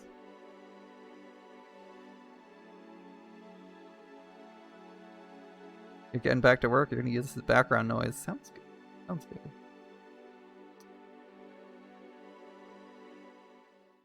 Black screen for like slightly too long. I feel like sometimes when they fade to black in this game, they like take a while because like obviously this is a visual novel and it requires like no processing power whatsoever. But it seems like sometimes when they want to fade to black, you're just like, am I sitting here for 10 seconds? Or are they just trying to like mentally reset you? They're like, you're changing scenes, you need to calm down, get into like another feeling, and then like reset. Like it might be, it's probably intentional, but it feels weird to have long delays like that in something that doesn't really have a loading screen. It's like there's no reason for it, there's not enough to load. Oh, Akasaka-san! Long time no see! Uishi, hello, Akasaka from ages ago, chapter 4, or arc 4 I should say. Yeah, imagine PC port localizations from Japan. Oof, imagine translations from Japan. That said, I can see why some visual novels aren't translated since I don't know how well visual novels actually sell in North America. It's one thing for like localization of popular series that might feasibly sell, but I feel like visual novels are not a massive genre, or at least not massively popular in North America. Just like how manga/comics are considerably seem to be considerably less popular in North America or Europe than they are in like Japan. It's like the numbers for in terms of sales for say like Western comics like DC, Marvel stuff are like massively outstripped by manga. And you're like, you think to yourself, wait, manga's released in Japan for Japanese people, which is a tiny audience compared to the audience that is everyone who speaks English on the planet. The second country to sell the most manga, yeah. It's like if the U.S. isn't consuming the most, it means on average the demand's gonna be lower. Not sell, but more read. Yeah. Yeah, so the audience is like considerably smaller for stuff like that. Reading related stuff seems, at least in terms of like light novels and manga, seems to be considerably lower than it could be, and it's not just the lack of translations. After all, I don't think I really met anyone who actually even reads comics in general. If you go to a comic book store, you'll meet people, but normal people don't read comics. Like, if you ask a normal person, if you were like talking to like 5 random people from work, I bet you would maybe, if you were lucky, you would find one person who actually reads like Image Comics, Marvel, DC, whatever they want to read. Like actually full-on owning and reading comics is pretty unlikely. You might even have about the same amount of finding someone who reads manga. In fact, I found more people who read manga than actually read like superhero stuff. Not that I particularly mind, but it's curious how little people read that kind of content, as it's like typically framed as for like, I don't know. Is it framed as for children? I don't know about that. I don't want to commit to that statement. Anyway, wish he hasn't changed a bit. Yeah, he's old. Old people are set in their ways. What are you saying? What are you saying? I've been on an apple diet lately. I've lost a few pounds. Can't you tell? Nope, his sprite hasn't changed. But look at you. You look great. Well, I gotta stay in shape for my job. Hey Kura, is this the guy? The one who came here a few years ago from Tokyo? Nice to see you, Hondaya. It's been a while. And my, look at you. Must be nice to be so young. Yeah, since you came such a long way, let's head to a restaurant. I'm a regular there. I'm sure we can get in before it opens. Come on, come on. Ushi, are you sure? Don't you still have some work to do? What? Not at all. Yeah, there's no work in Hinamizawa. It's only if the villagers make trouble. Or there's a murder. I'm on special training with a mission investigator from Tokyo headquarters. Ooh. Come on, let's get going. A special training mission. Uh-huh. Oh wait, I gotta make a phone call first. They're greenhorns compared to someone like you, but I gotta put some help together for us. Oh, I have put some help together for us. There you are. Kuma-chan! Wanna come play with us tonight? Wish you haven't changed a bit. They're playing. Oh boy. Akasaka used to think Uishi wasn't serious enough about work. They're gonna be playing some mahjong and losing to Akasaka, who's an absolute beast. But after experiencing many different things in the real world, that preconception had completely disappeared. Uishi is this way because of his experience. It's not always best to take things seriously. In this world, sometimes being that frank can help. And in Akasaka's case, people often tell him to relax more. But in Uishi's case, maybe he should straighten out a little. Yeah, he's a little bit too chill. Never recap. Come on, Akasaka, let's go. Good answer. You sound like a police veteran officer now. Glad to hear it. The old Akasaka would have thought Uishi was making fun of him, but by now he could take it as an honest assessment. He's like, I'm the absolute boss in Tokyo. I'm certainly at least okay here in Hinamizawa.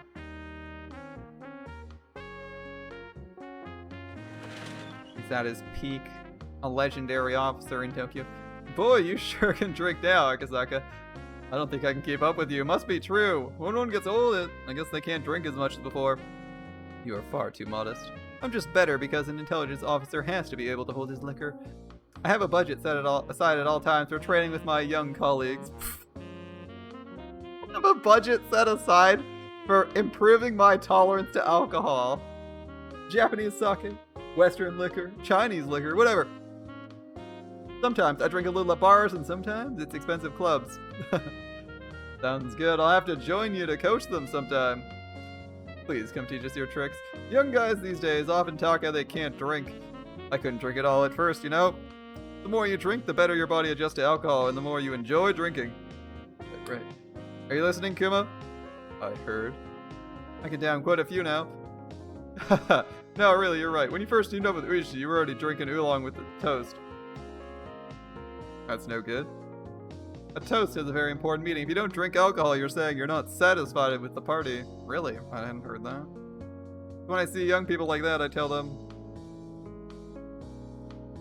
I'm not saying you have to drink it up in one gulp, but your first round has to at least be a medium mug. Really? What if you want to drive home? When Akasaka came to Okonomiya, he was nervous, but there was no trace of that tension in him. Seeing that, Uishi realized just how much Akasaka had learned in the past few years. There you go, Akasaka. You've really grown a lot more dependable during the years I've been waiting to retire. You've grown a lot. It might be time for the young ones to go around. It's not true. There's one thing I've learned. It's the only thing that matters is experience. Leave the hard labor and crime scenes to us young officers, while you veterans take pride at your desks and work us to the bone. Hear that, Kuma? Did ya? Kuma's like his yes man, I guess. Today, Kuma's playing the role of yes man. Okay, I heard him. I'll give it everything I got. Uishi, Kuma guy's already giving it everything he's got. He's diligent about his patrols to make up for your distaste for them. You know how Uishi is, right? I've only worked with him a few days, but I understand what you're going through. Even so, he'll make you into a good cop. He may not like Uishi, but he seems to be a decent cop. Just believe in him. Sir, I'll do my best. Even if I learn how to drink, I can't learn how to be good at mahjong. Uishi takes all my pay before I can give it to my wife. Life is hard. Maybe don't gamble. Mahjong is intellectual baggage you need. The more you play, the more confident you get. Let's play together later. I'll teach you how not to lose. Uishi, he's a good guy, right? Kinda reminds me of how you were when you were young. It can't be. I wasn't nearly as handsome. It was unusual for Uishi to enjoy anyone's company this much. Akasaka and Uishi only worked together for a few days. They'd exchanged some holiday cards since, but that's about it. Uishi had no idea how happy it would make him to see such a greenhorn grow into a dependable cop. Uishi always thought he wanted to be active until the day he retired. After seeing such a dependable colleague, he began to think maybe it was time for him to step down. Not just yet, you got one last mission, dude. They enjoyed their reunion more than they thought they would. Seems to be the case, yeah.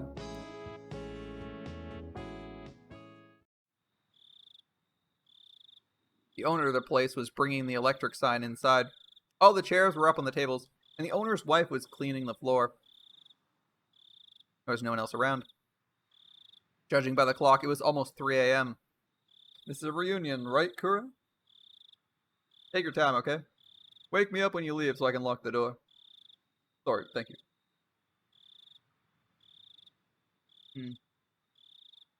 3 a.m. There wouldn't be anything else open at such a late hour.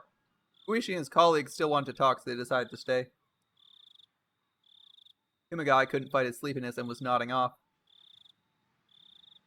They were talking about Akasaka's job. He works in a department specializing in public safety. Uishi and the others were interested in his stories of danger and bravery. Anyway, I want to meet with Rika Furude. Hey Rika, you mean the orphan daughter of the Furudes? Orphaned?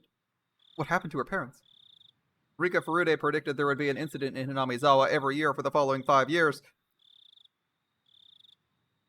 Her parents, according to her, were to be killed on the 3rd year running. Yeah, it was the 3rd year of the curse. 1981 it must have been. The Furude couple died rather suspiciously. It was 3 years after you came to Hinamizawa, Akasaka. 3 years?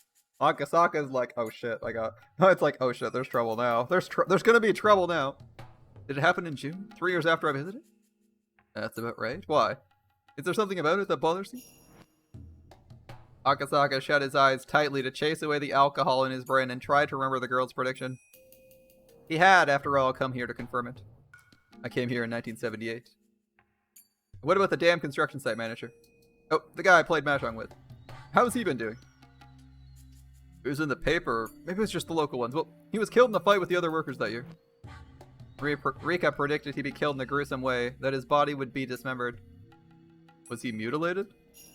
See, you know about it already. That's exactly it. His right arm is still missing too. It's unfortunate. Akasaka's just like... Akasaka at this point must have the biggest sinking feeling in his stomach. He's like, oh god. Well, she said someone would die. It'd be this guy and this is what happened.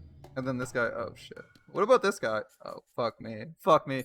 The following year on the same day in June 1980, Satoko's parents will be pushed to their deaths. Maybe it should be called an accident. A lamentable accident.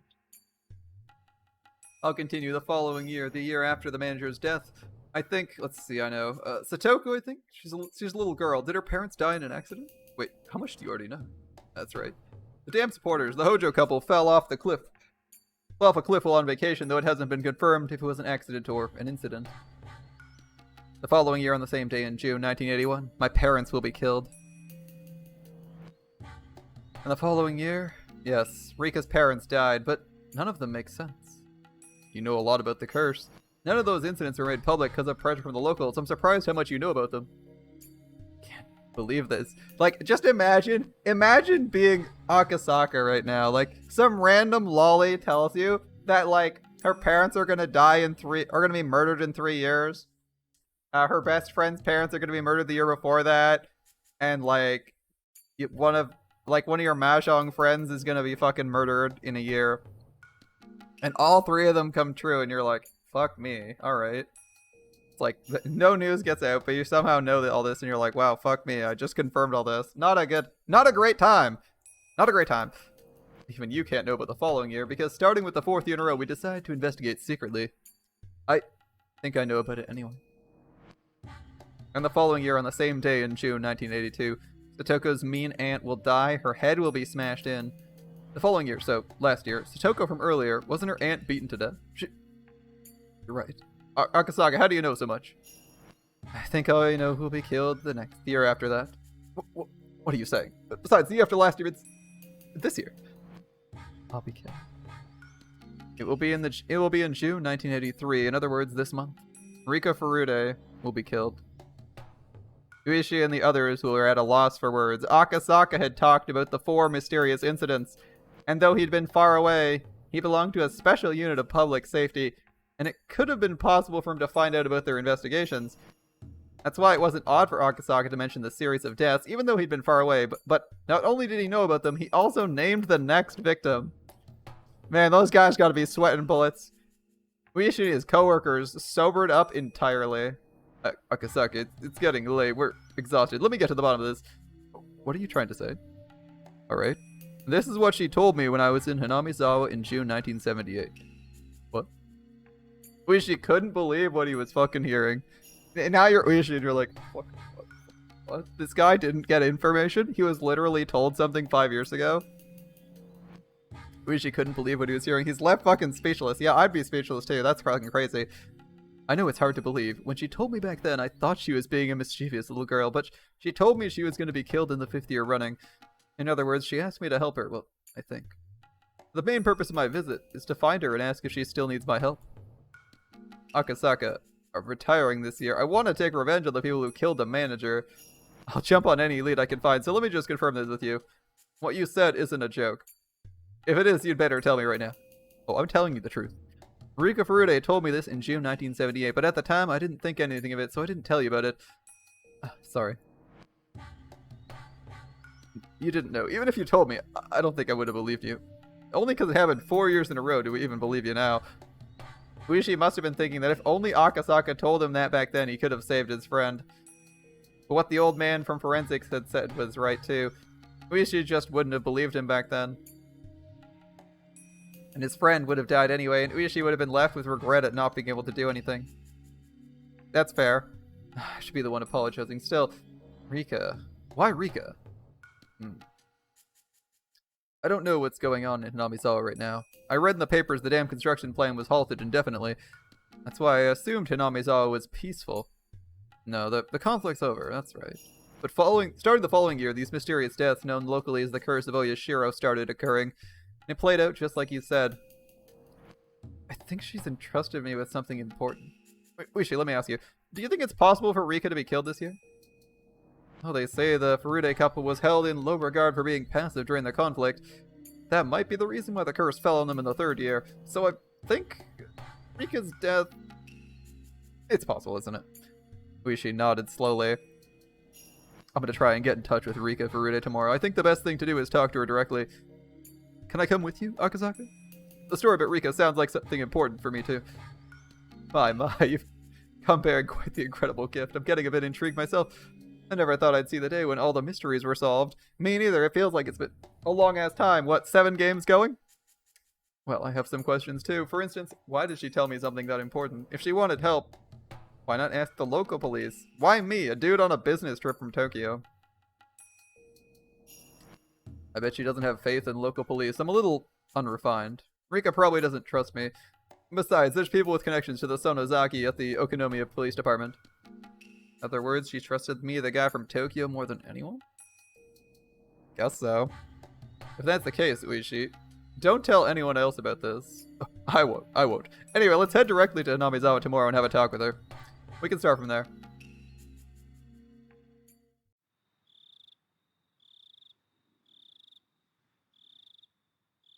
Alright, let's see if Hanyu's drilled it into Rika's head yet that she knows who the murderer is. It's hard to believe, but it's the truth, isn't it? It was in the middle of the night. Only the sounds of insects and Satoko snoring could be heard. Rika was sitting by her favorite window, talking with Hanyu. And Hanyu's back in her Shrine Maiden outfit. She, like, specifically she's like, I'm not comfortable in anything else. This schoolgirl outfit fucking sucks. Let me get my fucking Shrine Maiden outfit back. Let's go. Takano's the one who killed you, Rika. You and I both saw it. You tried so hard to remember Takano's face. Even as she cut you open, you burnt her face into your memory while enduring all my pain. That's a horrible way to die. I'm glad I don't remember. I can see it. That's the kind of death Takano would prefer. Oh. Still, I don't get it. Why would she kill me? I'm the Queen Care. If I die, a disaster occurs, right? Isn't that why the Institute and the Mountain Dogs are protecting me? Why would Takano, their leader, have me killed? Oh. Sorry, that was a useless question. Takano killed me. That's the truth, and her motive doesn't matter, does it? But still, why Takano? Although she just said the motive didn't matter, Rika went back to the same question. The reason why Takano was protecting the carrier wasn't because she wanted to prevent the rest of Hinamizawa from developing the syndrome. It was because she was a valuable subject for research. Then, considering that value, why kill her with her own 2 hands? Is Takano my only enemy? Oh, the Mountain Dogs are after you too. I don't know if Irie's our enemy or not, but I don't think he is. Takano and the Mountain Dogs are my enemies? You gotta be kidding me. How do we win?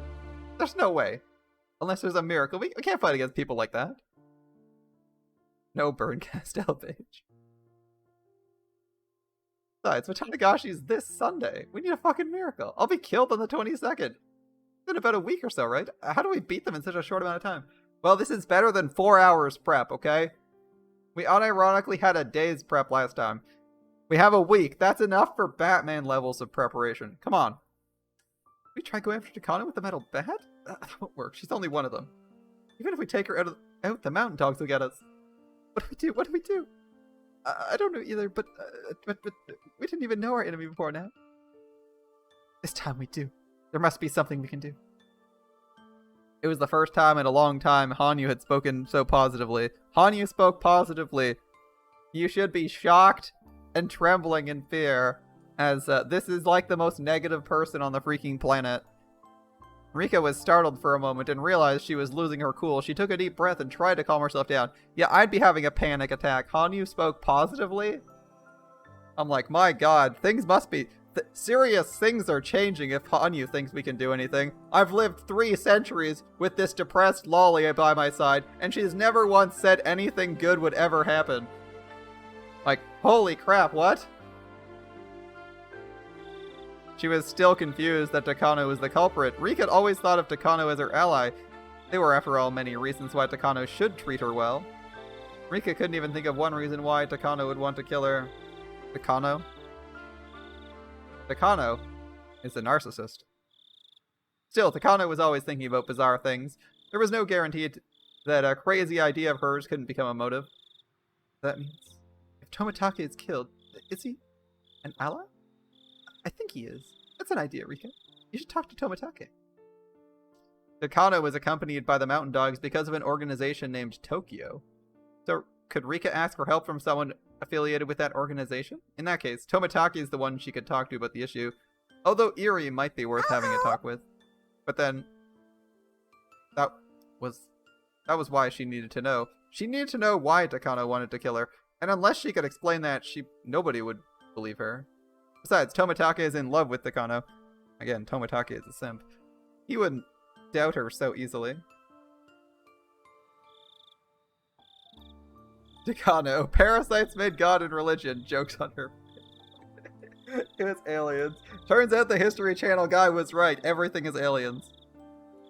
They proved the History Channel guy right. Was this entire visual novel written to be a meme? Or at least was that visual novel made to make a meme come true?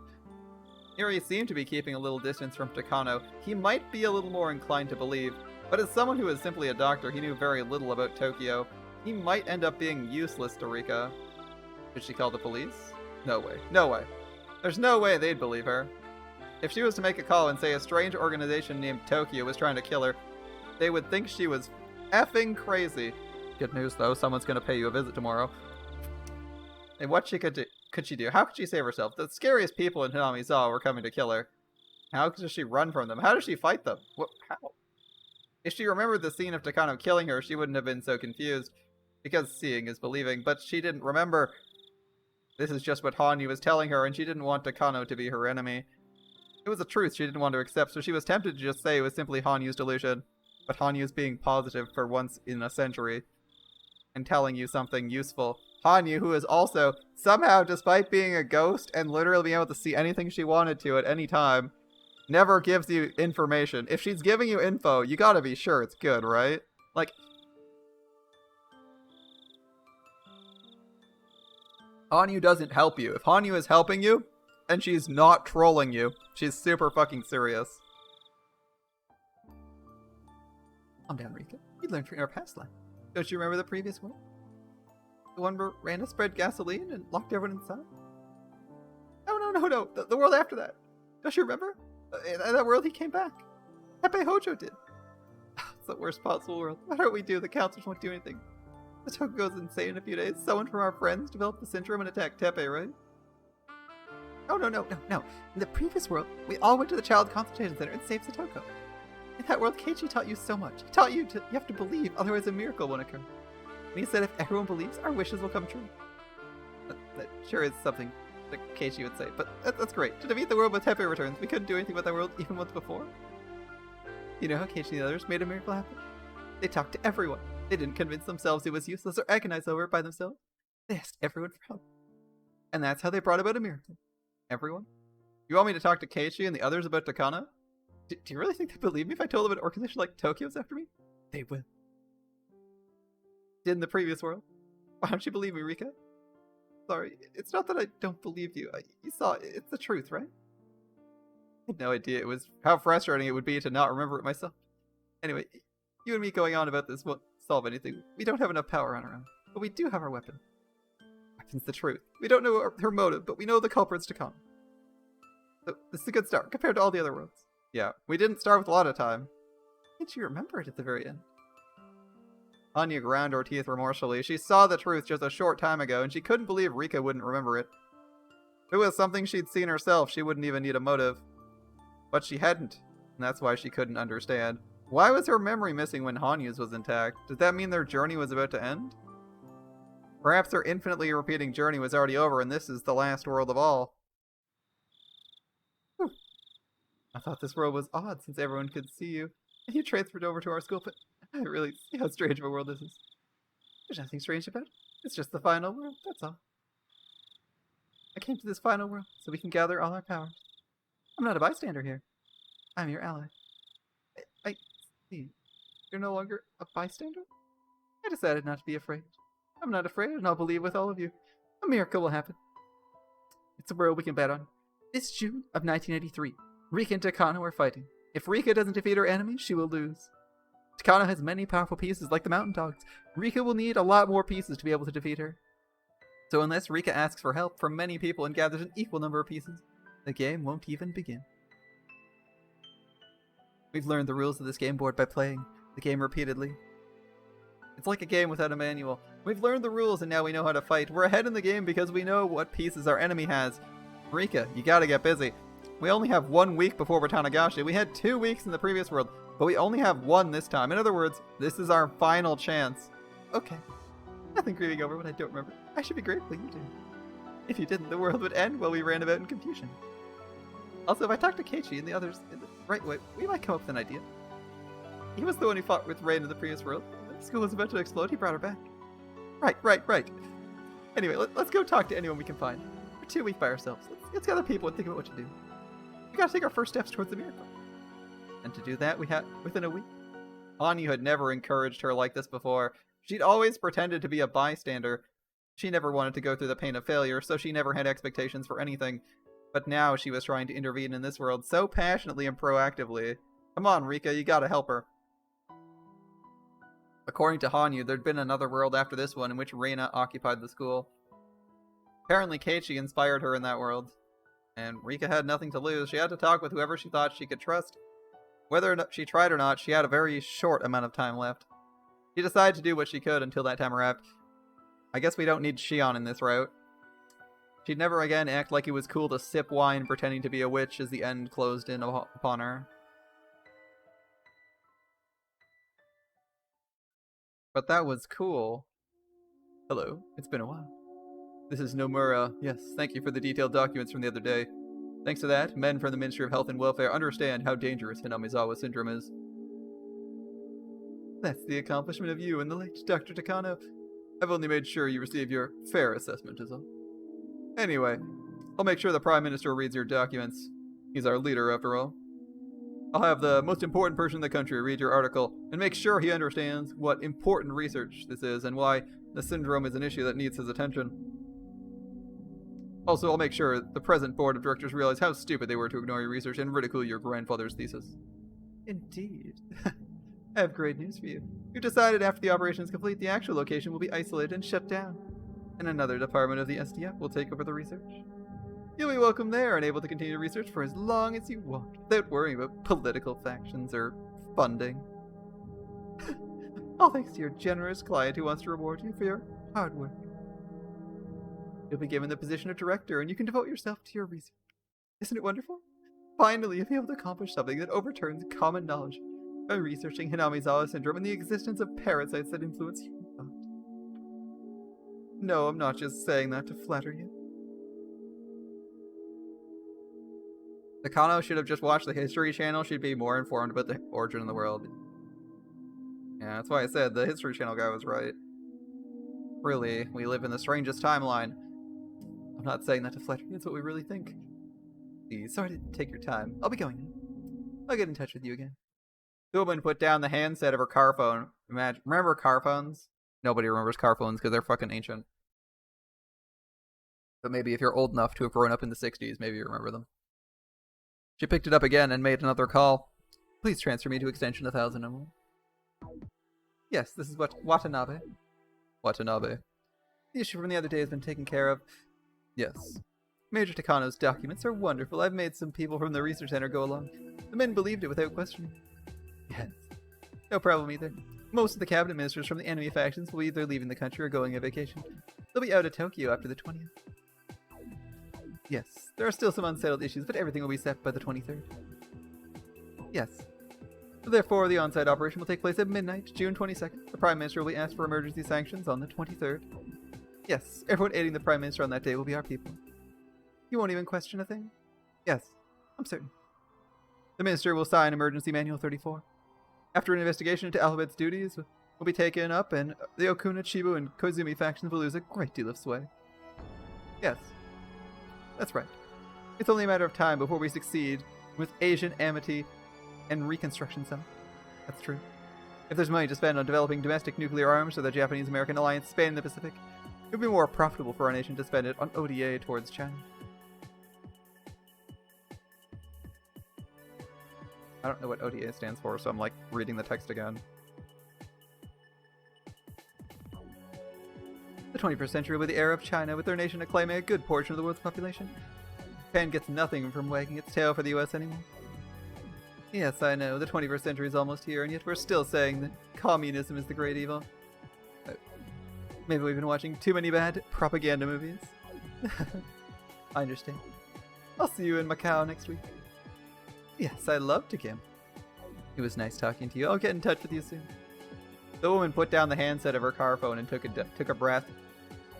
She smiled in satisfaction and picked up the handset again. Who is the operator she's getting? Damn, this operator is really good. She hangs up the phone, picks up the phone for her car phone, and the operator is like you pick up the handset, you ring up the operator, and you're like, give me the chief cabinet secretary. What fucking planet does the operator for your phone? Does the operator for a phone service have major political people's phone numbers, direct lines to them at that too? Yes, this is my Zal. It's me, Chief Okuno. And scene fade. Alright. Scene fade. So this is getting interesting. I guess this is getting interesting. We're almost where we want to be, where people start making plans. We got Akasaka actually doing an investigation this time, and this time he's like super serial about it. Whereas last time he showed up and he just kind of like randomly showed up. He's like, "Hey, what's up? I'm vacationing with my wife. Anyway, we're gonna go. Good luck with not dying. Bye." And just like peace the fuck out. He just peace the fuck out. This time, hopefully, he's gonna save us. Because we're in some deep shit. Also, like, officially halfway through. We're about halfway through now. It's usually 13 chapters. With the last save being end of chapter 12. Really, so.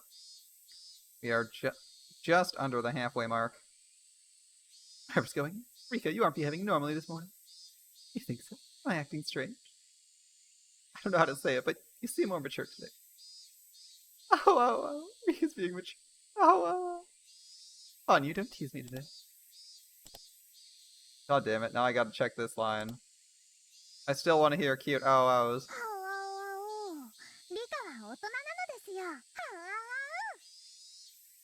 The happiest ow-ow-ow? That might be the happiest one yet. Oh. Damn, she does sound really adult there.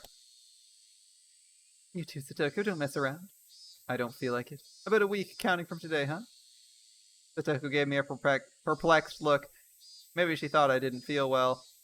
I want to talk to Keiichi and the others, including Satoko, but I don't know how or where to begin.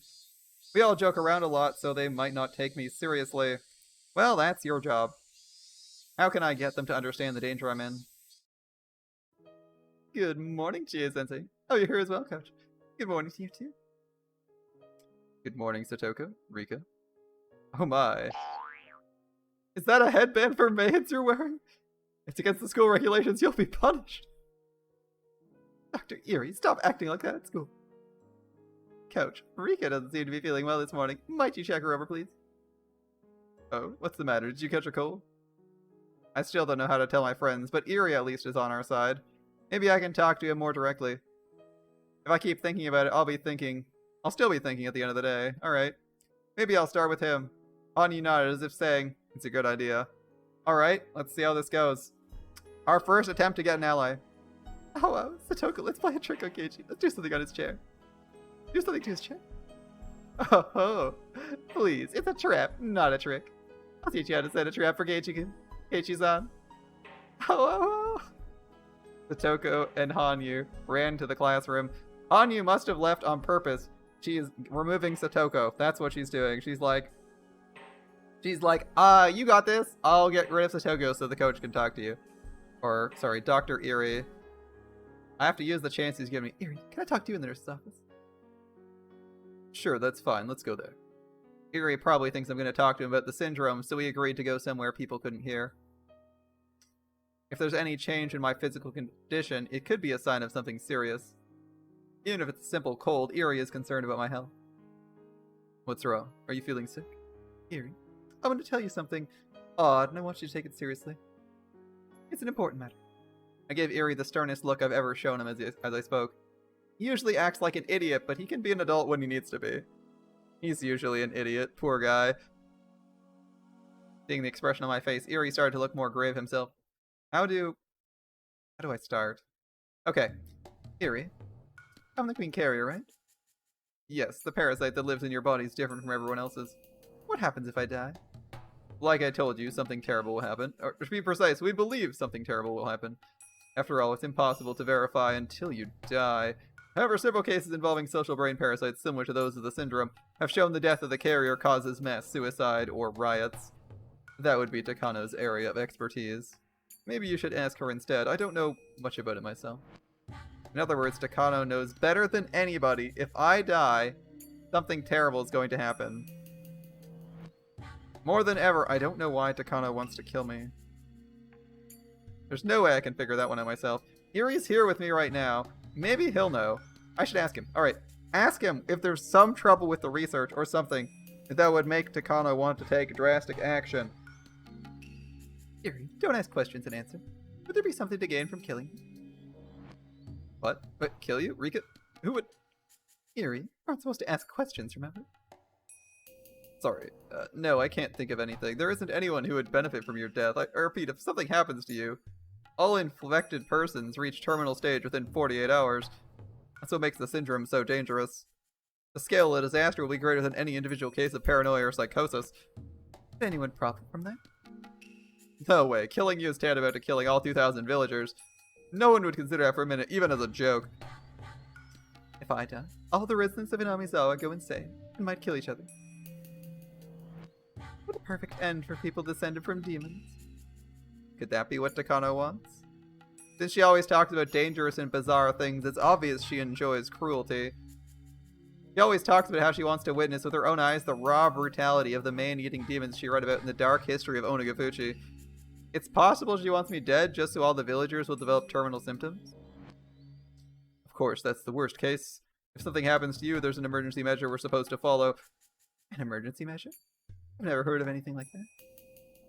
I've never told you this before. It's rather unpleasant, so that's why I didn't mention it. The Eerie Institute's top priority is protecting you, but if you die and infected people develop terminal symptoms, we're supposed to go ahead with this contingency plan. Understandable. If they're all insane, that's no guarantee the devastation remains in the village. Obviously, it's a good idea if you're prepared for the worst case scenario. There's these things called emergency manuals. Among them, the one for the worst possible disaster, your death, is called Emergency Manual 34. And what happens with that? Before all the villagers go insane, they'll be exterminated. To be exact, a special unit from the SDF will seal off Hinamizawa and kill the villagers using poisonous gas. Never heard of that before. Sorry, I don't really like talking about it. I've been interested in things that happen before I die, but not in things that happen after I'm dead.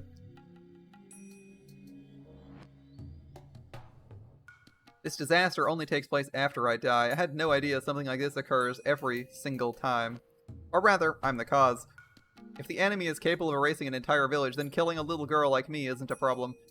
Hanyu tells me just to talk to everyone, but can I really stand against someone like that? Anyway, the existence of this manual changes things. Takano's motive no longer makes sense.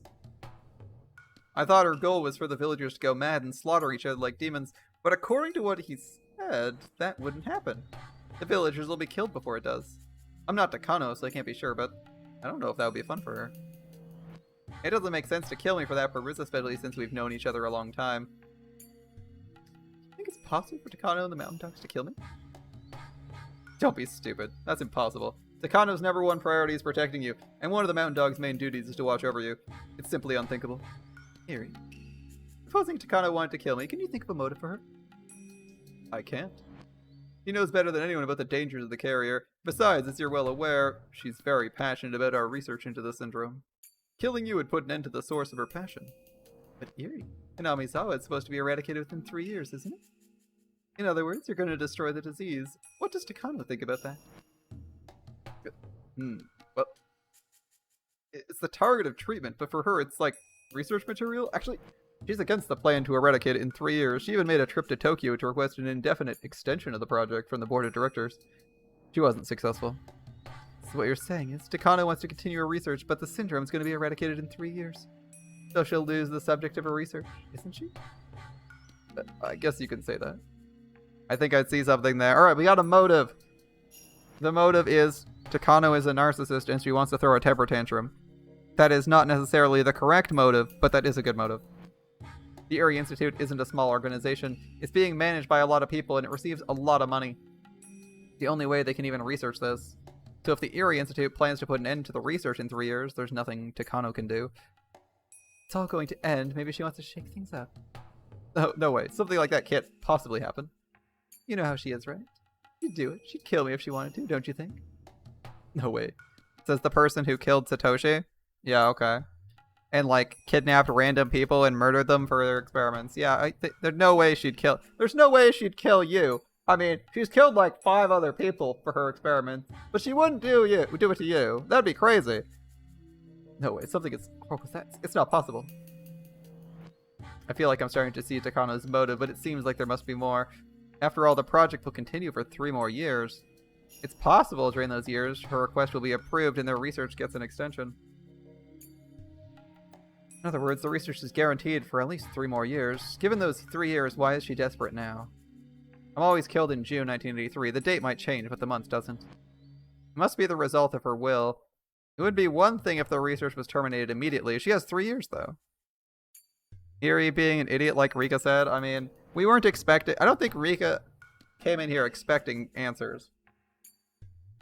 I think she's trying to get information from him to try and help her get the answers together. As this guy's pretty Pepega most of the time. Yeah, she has 3 years, but she's already desperate. Her motive is too weak. She has a motive. You just don't know it. She must be possessed with the conviction that it has to be June 1983. And after that, no matter how I questioned him, he kept repeating there's no way Takano would kill me, so I didn't see how he could be of use. Or any more help. However, if I'm able to explain Takano's motive, I think he'll be my ally. But for now, I think this is all I can do with him. We got a week to find a motive to get him to be our ally. That seems reasonable. I'm gonna talk to Tomitake. He's a lot closer to Tokyo than Erie is. Maybe he can tell me something Erie can't? I hope I can learn some important things from him, enough to convince him Takano has a strong motive to kill me. Tomitake should be visiting around this time. He spends a lot of time with Takano, but he often walks by himself to enjoy his avian photography as well. I'll try finding him when he's not with her and talking to him then. Although he does have strong feelings for her, I'm a little worried he won't listen to me as seriously as Erie did. I mean, you've never told him that Takano is going to be the one to kill him. He's said he'll be careful and that he's safe, but if you told him straight up that Takano will fucking murder you on the night of Watanagashi,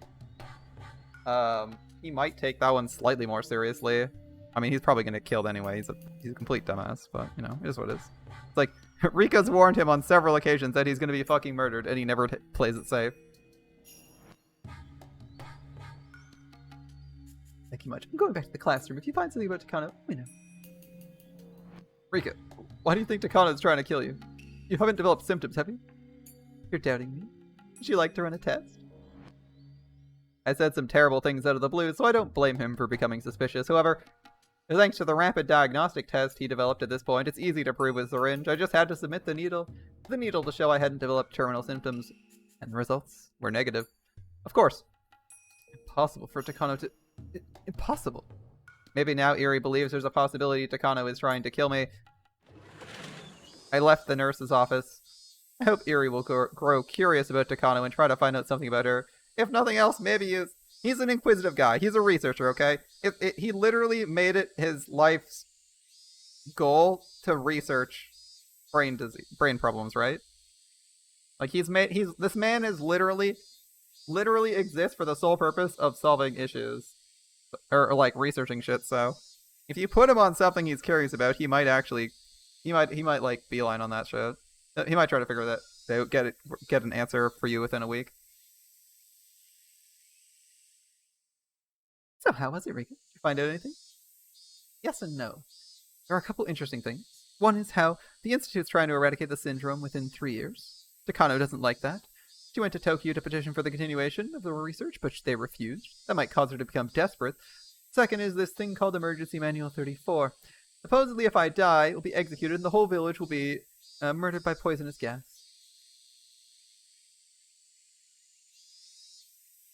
Oh. They say when I die, the villagers will develop terminal symptoms. At first I thought Takano wants me dead because she wants to see that, but if there is an emergency manual like that, the village will be gone before then. Can't be her motive. Every time I ask Erie, all he says is, it's impossible. Takano understands the importance of the situation better than anybody. So therefore, she doesn't have any reason to kill me. Oh. I know. I only asked Eri so far. It's possible we can learn more from other people. That's right. Unless we bring everyone's power together, a miracle won't occur. We need that miracle to defeat our enemies. It's almost lunchtime. That'll be a good chance to ask everyone. Although, the problem is whether or not they'll take it seriously when I talk to them. Once I start talking about the Society Tokyo, they'll ask what manga I'm talking about. I need to figure out a good way to discuss it to avoid misunderstandings. Oh, I think it'll be better to be honest without really thinking too much. Happy Hanyu is best Hanyu. Do you really think so? Yes, let's try. Tell them in the way I'll teach you. And I'm sure they'll take you seriously and help out. I'm not sure, but Hanyu seems very confident. She spent her life observing various people. She's never talked to Mion directly before this life, but she knows her better than I do. If you've stalked someone for like 20 plus years, you should probably know them, right? At least know like their response to what you're gonna say, because you've seen them be exposed to horrible conspiracies. I talked to everyone during lunch in the way Hanyu taught me. Oh, really? Hanyu teaches people fast.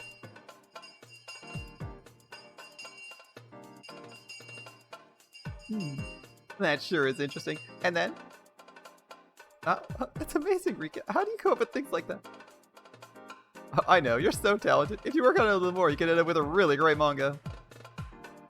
I don't know what to say. I thought maybe something was bothering you because you haven't been looking good this morning. Why didn't you come to me first? See?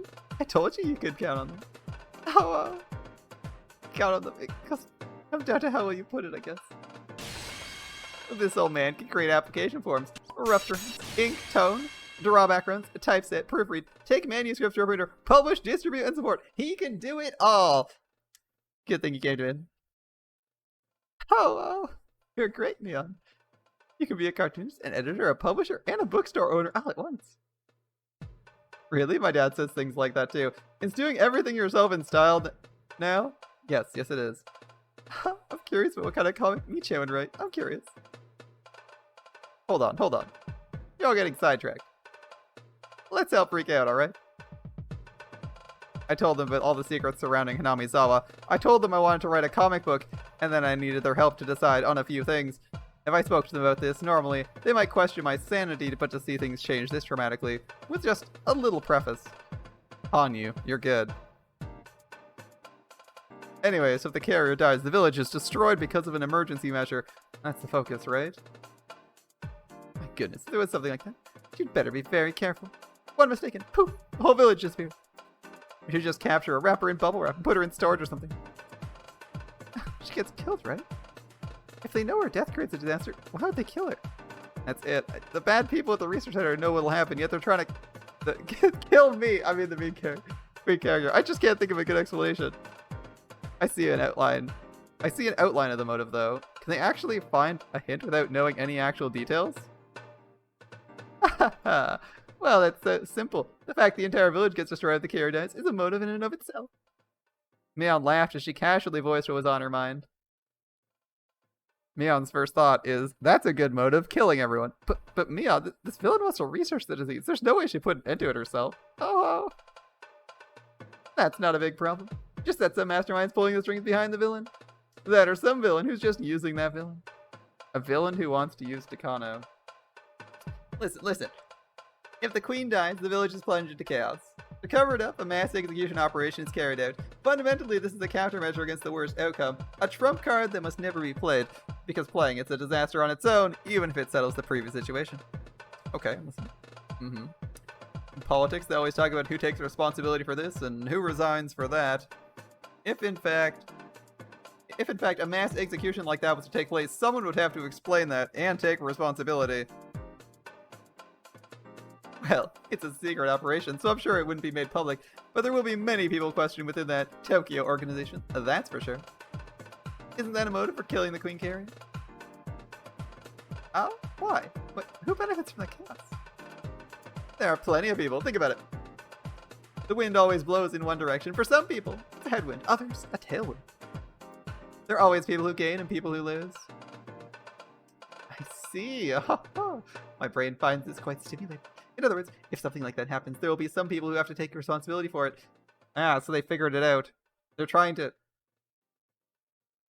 Takano's promised more research funding, and if all these people die because they slash the funding of the project, then it's a colossal disaster for everyone involved, and they'll lose face in possibly their roles and in political influence. Good job, Mion. Their enemies will gain, whoever they are. That's right. There's always different powers and factions in an organization, especially if it's a huge mastermind organization like this Tokyo. I'm sure many different people have hidden agendas. Good job, good job. You guys got it. In other words, there's plenty of people who want to rule over others. And there are plenty of reasons to assassinate the Queen Carrier. There's always reasons. It's an easy disaster that your opponent has to follow through on, throwing themselves on a grenade for you. Are you like? I mean, the bad person doesn't have a reason. There could be people who have reasons to kill the Queen Carrier in Tokyo. Yep.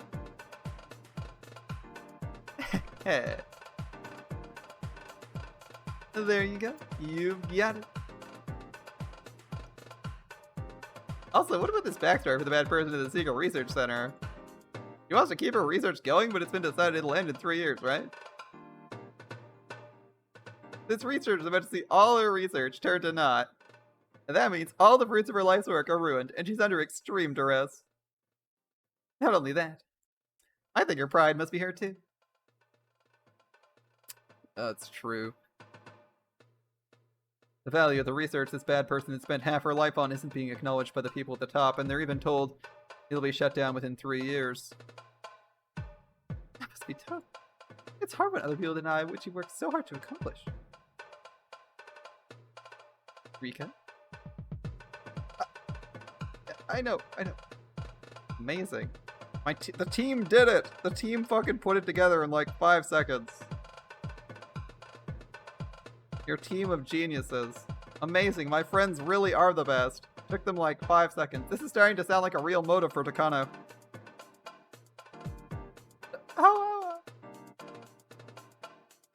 So what would this bad person do then? Of course, the first thing she does is appeal to her bosses. She probably tries to explain to Tokyo how important her research is. Ask them not to shut it down.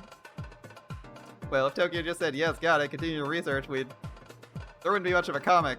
So, that's not gonna happen. The boss at Tokyo are sure to turn her down hard and thoroughly. They'll tell her work is a waste of time and it should be scrapped or something like that. Yuri told me Takano went to Tokyo to request an extension on their research. He also said her request was denied. Mion is reading the script for this game. Mion's like, I've already read the script for this game. Fuck it, I'll just read what happened. Oh, can you imagine her anger at having her life's work mocked by her superiors? There are only 2 options open to her. Satoko. What are they? Well, that's easy. She can cry herself to sleep or take revenge. Ichi and Satoko gave each other a high five. Boom! Well, lying down and taking it wouldn't be interesting either. It's not a comic if that happens either. In that case, the villainous researcher who's loved her research more than anyone starts growing desperate. She believes she should at least end it herself rather than letting anyone else end it for her. All because of her pride. Ho ho. And that's where the hidden agenda from Tokyo comes in. Oh, no way. You mean that idea someone will gain? The village is thrown to disaster and another's forced to take responsibility? That's where it comes in, right? Exactly. The researcher is depressed after having her life's work rejected, but by rallying her up the right way, they can cause a tragedy without soiling their own hands. They can take their time investigating, demanding responsibility. Well done. See? That's right. There's more. This villain's depressed after having her life's work rejected. One of the young leaders planning to kick another member of Tokyo down and climb the ladder, dispatches his own agent to entice this villain. Again, Mion is reading the script for this game. She's depressed because her reason to exist was trampled on, right? If someone tells her he believes in her, she'll fall for it easily. The stronger a person's pride, the easier they'll fall for that encouragement. That means the bad person is being used by evil masterminds. Well, this happens a lot in action shows. Mio Takano is falling for Bad movie tropes 101. You know, like someone devotes his life to an evil organization, but after one mistake, they get eliminated. In this story, the researcher has to be eliminated for sure, right? For the masterminds, there's no point letting her stick around. That's right. This poor person, she thinks she's gotten an evil little part to play, but at the end, her life's work is insulted. She gets used by the masterminds. And after all that, she gets killed. Although she's a bad person, people might sympathize with her for what she has to get through. I'm not. But I guess that's what makes the story interesting. Don't you think? Maybe we can use that in the next issue. Anya and I could only listen to them talk. They are truly amazing. They are truly amazing. They really are. Their team is fantastic. It's almost like they were reading a script. It's very possible, especially if I think about Takano's character. And come to think of it, he kept repeating it's not possible a whole lot. But that's all he said. He's like, it's impossible. Which means those two words could be a reflection of how possible it might be. See, it's always, it's not possible. It's like, someone gets murdered and they're like, he'd never kill someone. No way. I'm sure my friends can answer that question. I'm going to ask them, so let's ask them. Oh, and why is she so desperate when she has 3 years left? Doesn't matter. It doesn't really make a difference if you're getting executed tomorrow or 3 days later, right? It's just a matter of the length of her probation. This bad person doesn't feel she has 3 years left. She feels she's been sentenced to die in 3 years. That's just what the masterminds want. They're the ones controlling this bad person. I think it's the masterminds who want to destroy the village at this particular time, and not the bad person. It's a huge operation, you know. I mean, it has to succeed. The death of the Queen Care isn't their only key to success. Whoever's at the top has to decide to go ahead with the emergency measure. The responsibility after the operation, they have to take care of things like preparation, or rather... Ooh, yeah, sleeping well in this hot weather fucking sucks. What's the temperature here right now? It's actually kind of cool tonight for me. Like, it's like 18 right now. Which is quite cool considering some nights it's 30. Actually, it was like 30 like a week ago, so... It's cooled down quite a bit in the night. Maybe because we're moving towards fall? Alright. They have to figure out the perfect time to do the most damage. Calculating all that, I think they're going to get on with the operation now that the project only has 3 years left.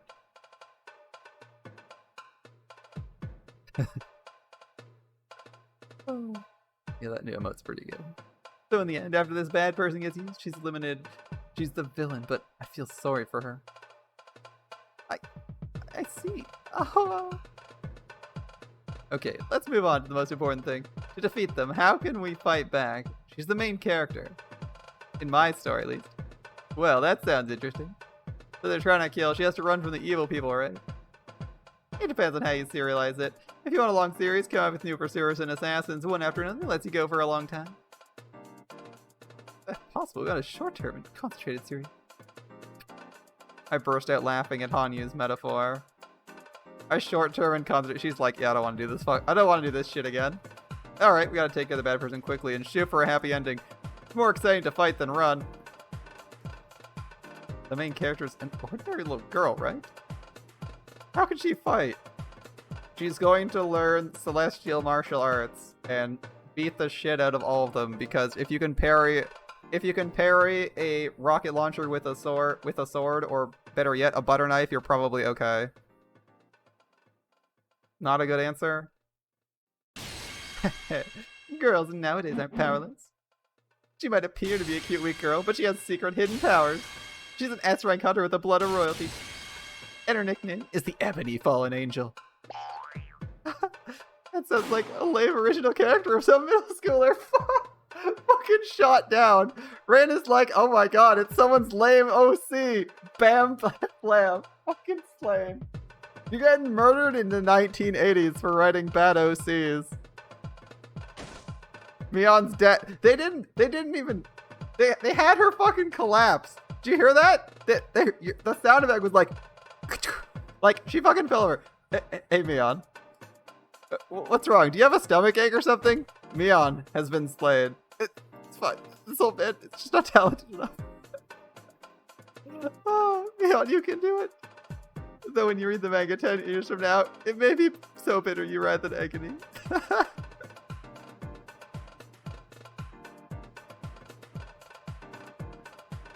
Mion's like, I'll expose my Chuny side. That sounds incredibly lame. Dies.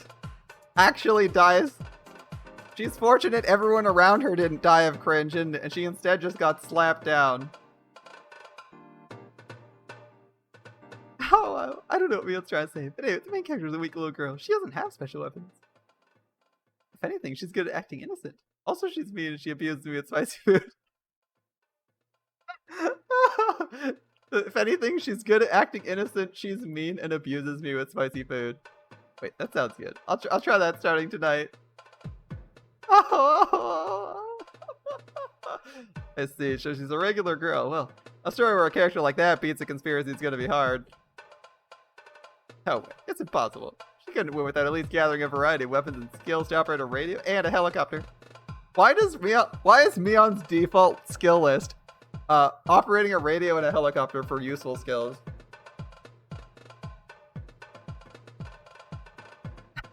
We're a professional survivalist who underwent special forces training with the Soviets. And are someone capable of causing confusion in their ranks with just a truck and a few weapons once they're in the jungle? You want Rambo. Yeah, I have a feeling if Mion and Satoko were the main characters' friends, that solved the problem right there. What? This old man?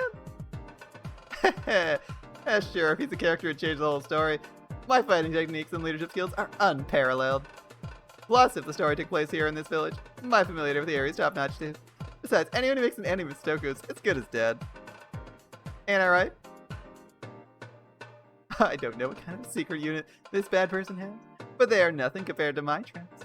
If the main character and I barricade ourselves in the hills, no enemy could lay a finger on her. Yeah, if she holds up with Satoko in the hills behind us, her assailants will need a bombardment capable of crossing the whole thing. Or, I don't know, like a class heavy bomber at least. Even if they led with that before entering the mountain, they'd still take severe casualties. She's the commander of the club. And thus, of course, she's like, wait, she's the commander of the club? Does that mean, is that why she's getting raked over the coals for her Chuny OC? Furthermore, I'll be commanding the operation. Well, her assailants better be prepared for casualties on par with the Iwo Jima landing. Damn, that's a rough one. Right, Sadoko? I almost wanted to read that as 2, because I saw the W-O first, and I was like, 2, what the fuck? And I read it again, I was like, oh, it's Iwo Jima. Alright, they better bring a nuclear warhead if they want to fight on these hills. Satoko would be made in the hills. Are you sure you can beat the bad person's helpers? They're professionals, you know. Oh, surprise attacks and traps are effective against everyone. The Vietnam War is a great example. The US Army, the most powerful military in the world, and it couldn't stand up against the jungle. A bunch of traps set by someone who knows the area well is gonna go a long way. You saying Satoko's traps work on them too? Of course. Not only that, they'd be very effective. The purpose of traps isn't just to ensnare their victim. They also make people extremely afraid. They are professionals, so they'll be extra careful. Therefore, their commander will become indecisive. He'll have to decide whether to go into the hills or not. Which means we gain more time. They'd need at least a bombardment to capture us. But this isn't a war, they probably won't go that far. Yeah, I don't think that one's possible. Anyway, Mion's a professional when it comes to deciding on tactics. And she's saying Satoko's traps are more than effective even against the mountain dogs. That's reassuring. The flip side of traps, they can only be used to defend. It takes a long time to set them up. Also, traps don't discriminate. Satoko's hills meet all the requirements, though. Why is Hanyu's sprite just sitting there? Like, is Reina sneaking up behind Hanyu to give her a hug or something? Like, you can't even see her in the console version. Alright. Nobody goes into those hills, and Satoko's traps are already everywhere. The main character can barricade herself in just by going there. Well, if I'm gonna be there, it won't be a simple barricade. I'm gonna use it as a diversion to draw the enemy's force and launch a surprise attack. Drawing the enemy in deep and attacking from behind when their defenses are light is the rudimentary tactic for an ambush and counterattack. Repelling them at a beachhead is the height of hard-headedness. Ah, Michan and Satoko are so cool. But Kichi and I are left out. Then all of us will be the main characters. We'll all fight them off together. It's like so they're taking this so casually, but in her head she's like, in her head Rika and Hanya are just like, write that down, write that down, write that down. This is our plan, we're writing it 101. This is our plan. Basic plan of not dying 101. Okay, go to the hills. Go to the hills. Okay, get Satoko to lead us. Mion's gonna lead a counterattack. Okay. There you go. That's better. Now that we're all in on it, it's like this is the club members versus an evil Orga. I don't know what kind of bad person this is, but I feel sorry for her and her friends. Though I don't know how powerful they are. Fighting face to face is one thing, but if we use our knowledge of the terrain, they have no chance of winning. If they want to beat us here in Hinamizawa, they'll need to bring an Overlord-class army to bear. So we'll fight off even then. That's some confidence. Mion laughed and everyone nodded along. Amazing. I'm starting to think if we try our best, we can defeat even the mountain dogs. Well, if nothing else, you're getting confidence. If we fight directly, we'll be taken down immediately, even if we use surprise attacks. But if we set traps and we have enough of them, who knows? See, Rika? Your friends are reliant. Right. I don't know why I never told them anything until... Even if it's something you can't do alone, you can do it with your friends. Even if only a miracle makes it happen, if we all try our hardest, it can be done easily. Alright. That's what a miracle is, and my heart is pounding. What's this emotion? I feel like nothing's impossible if I work together with them. Hanyu told me in a different world they beat the worst scenario of all, the one where Tepe comes home. I don't remember, but something tells me the exact same kind of miracle is going to happen in this world, too. Yeah, we know. It's the last of the main arc. And everyone else, too? We want a lot more ideas. How can we defeat this conspiracy? Tell me more. More ideas. Well, since the scene is ending, I'm predicting that's the one they're going with maybe a few more details added or adjusted as they can. Let's see. Okay, black screen with just Mion. No Shion in this arc. Feels bad, man. Feels bad. I'd only asked for Tomitake, but Iri came with him. Iri must be bothered by what I told him this morning, but he can't come to a conclusion on his own, so he wants Tomitake to listen to me too. After saying he wouldn't interrupt us, Iri sat down a distance away. I heard from director Iri. Okay, I don't know if it's the mod that adds the visuals, but it's freaking funny. Like the overlays in these this has been mostly version 8 and 7. The overlays of sprites sometimes are really silly. Like we had a couple ones where like Reina, or no, was it Satoko or Reina grew 4 arms? That was funny. Now we're having like overlays of 2 different people. We've done like, I think I started with like the 3rd game using the mod, so this is like the 6th one we've done this for, and we've only had trouble with the last 2. Maybe they're less thoroughly debugged? I assume that's the case, like, you know, if someone picks up the series, there's probably less people testing, less people playing, once they get past it because they assume their algorithms work or that they're the same for all the games. So they probably like thoroughly test the first couple arcs, the ones that, you know, they know people are going to play, and then the ones that are later on, they may not test them as much. Because they assume that not enough changes that they don't need to, like, go over the whole thing with a fine-tooth comb. Possible it's something like that. I heard from Iri. Why are you suspicious of Takano? She knows better than anyone your death would cause a disaster. Besides, Takano's been good to you and Satoko, right? I had to say this about her now. Don't you think it's a bit ungrateful? I expected this from Tomitake. If I was in the same mood as I was this morning, I probably wouldn't have continued, but having expected this, I'm able to continue without getting upset. Tomitake, please be honest with me. I want you to think about it too. Of course, Takano wouldn't kill me under normal circumstances. Can you guarantee she would never do so? I can't see his face because we have happy Mion just a bit. What do you mean? Takano's devoted her life to the research of the syndrome, right? Yeah, just between you and me, she's the most important person at the institution. Director Iri's position's a formality, and Takano's the one leading the research. It's supposed to be a secret, but the syndrome's discovered by her grandfather. Takano respects him greatly, and she opened the Iri Institute so she could continue and complete the research. It's so weird, but alright. Kind of funny. It's like, it's kind of funny because I'm like, okay, what's the situation in which we're talking to Tomitake where Mion's in front of us? Like, is Mion just like sitting on his lap and he's going full pedo or something like that? I don't freaking know. So, how does she feel now about being told the project will be shutting down in 3 years? Takano even went to Tokyo and requested an extension but was denied, right? Could you say the meaning of her life is being denied? Do you think she's hurt? Rika, where did you hear that?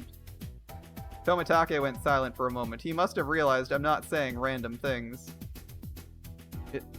It's true she went to see the board of directors and she was evaluated poorly. According to what I heard, they actually ridiculed her work. She was told the research project was a waste of money.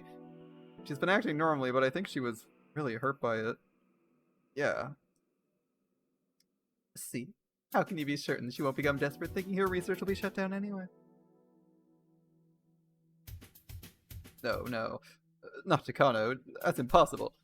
Of course. That's the same thing Eri said. I'm gonna read this in Takano's, in my Mion voice. He kept saying it was impossible, but he couldn't deny it completely. He repeated the same phrase over and over to refute that possibility. In fact, even though we know Takano is the enemy, we can only guess at her motive. The only way to find out would be to tie her down and make her confess. But there's meaning in making Tomitake become suspicious of Takano. It's even important to do that so he'll become my ally. Of course, it's also a strategy devised by our club leader. It's rather a scary thing to imagine, but Takano won't gain anything from your death. I can understand her becoming desperate, but she has self-control. Time heals all wounds. Isn't it easier to deceive the heartbroken? Deceive? What do you mean? Tomitake. If I die, something terrible happens, right? An emergency manual is executed, the village is destroyed. Is that right? I had no idea. Tomitake is not good at covering his lies. He's like, I had no idea. Sweats nervously, lots of ellipses. Oh no. It shows he's bad at hiding things and she's innately honest, which makes him a nice person. Eri told me already. I don't want to waste time, so let's be open, okay? The manual's the last resort. If it's actually executed, it's a disaster, right? Tomitake seems to be wondering if he should confirm the existence of the manual. He's like, Now, in his head, he's going, oh. The fact that Eri already told me, combined with me being the queen carrier, prompted him to confirm it, albeit hesitantly. Yes, it will be a disaster. It's not easy to erase a village. We'll have to cross several dangerous bridges, and it's not humane, even if it becomes necessary. It will truly become a disaster. Be straight with you. Someone will benefit from that situation. No, wait. There can't be. There won't be any gains. It will develop into a hunt for flame. The worst case, we might expand past Tokyo into the government. In which case, there's someone who will benefit from that commotion, isn't there? If the manual's executed, there'll be someone forced to sign off on it. And afterwards, they'll start an investigation into the people who allowed it to get to that point. To be specific, those in charge of organizing the Eri Institute. Won't those manipulators be forced to take the blame and driven from Tokyo? I'm not sure. There's a limited number of posts. People are constantly vying for them. Would it be strange if there was someone hoping to steal a seat by lighting a fuse on this bomb we call the manual? It could remain hidden in a safe place and smugly fill the seat after everything's blown up in their faces.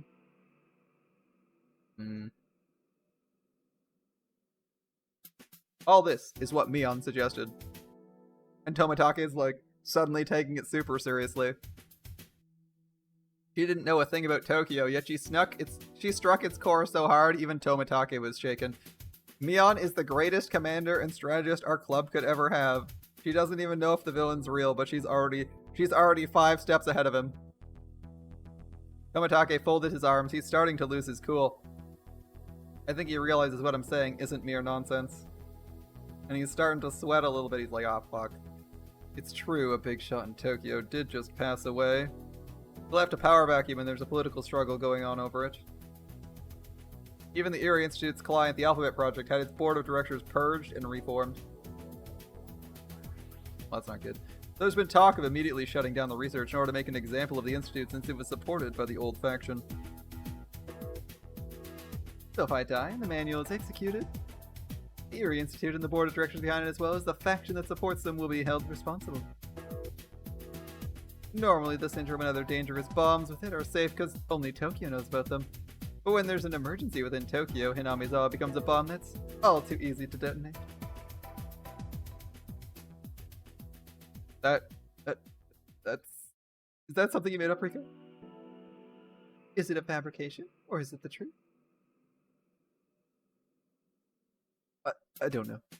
If I think about what's going on in Tokyo, it's possible for someone to think things like that. Tomitake, you're a good person. You're a very good person who believes in his close friend. So I know if I say these to that Tomitake, you'll never accept them. But I have to bring this up with the First Lieutenant Tomitake, auditor of the Erie Institute. Aren't saying, are you saying it's Takano? Yes. Her request was denied, as was her life. And not only that, she's denounced by the board of directors. She's very hurt. You should know that since you're always with her, Tomitake.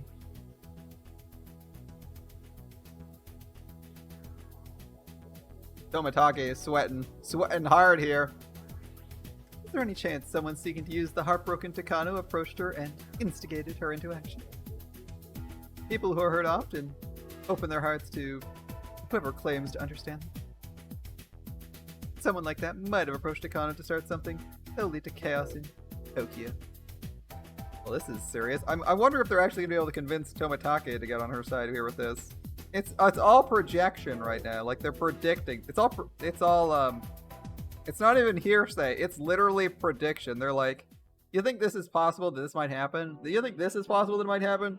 They're like going 5 steps. Now, it's true, but the thing is, they don't have any evidence. At best, I think they'll just make him cautious.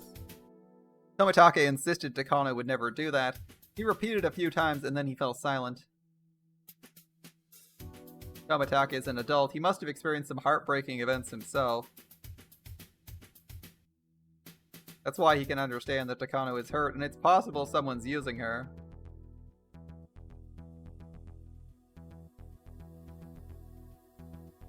I understand what you want to say. I need to clear some issues first before I can trust Takano, huh?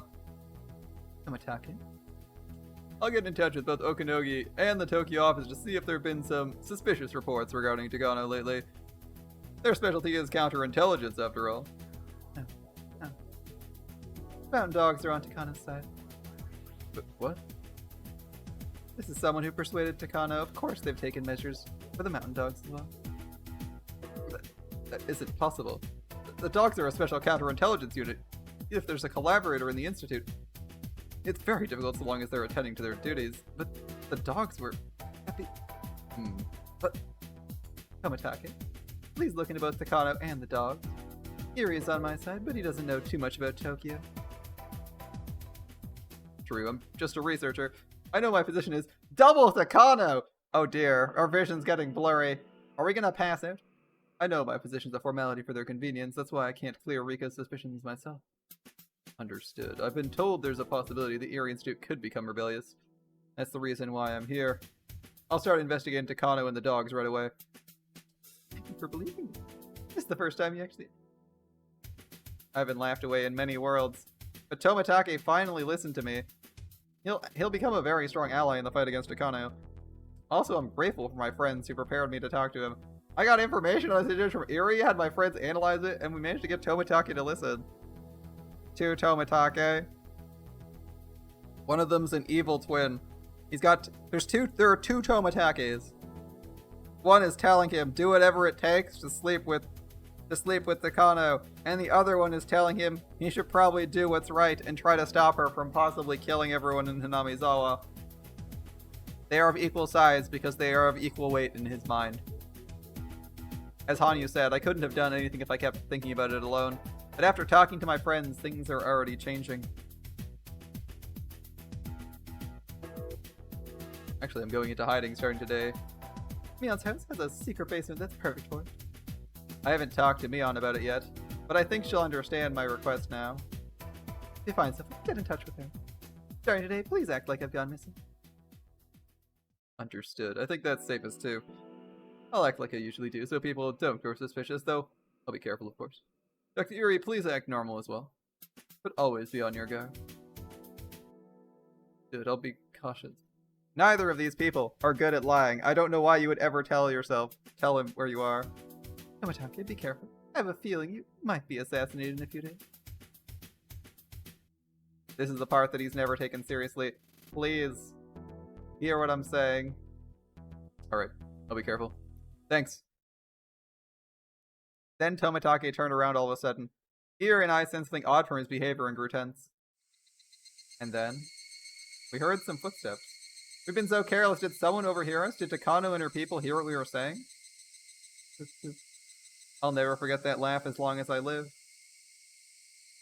Hello, hello. What an interesting group. Dr. Iri, Tomitake, and Rika. I've been to Hinamizawa quite often, but I've never seen you three together before. Oh, hello, Uishi. Is today the meeting day for Watanagashi? It's so early. Iri tried to change the subject, but obviously Uishi had heard everything. Tomitake from Tokyo is okay, but it's too early for Uishi from the police to get involved. Things are complicated. Why do you need to show up now? Anyway, this is good. Well, when I went to your house, Hojo told me you were here. And I happened to run into your secret meeting. Sorry to bother you, though. The air froze, leaving only silence. The way Uishi is speaking makes it obvious he's trying to sniff things out. I bet he only heard part of our conversation, so he can't grasp exactly what we're talking about. That's why he's trying to make us confess the whole thing.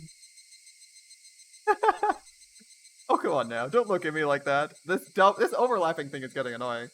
I'm getting embarrassed. Well, I brought someone with me today. Someone Rika would love to see again. I wonder if you remember Rika. Because if you don't, he might even start crying. What? Who?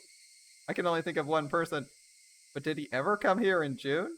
But who else would come visit me? Come on in! It's Muscles himself.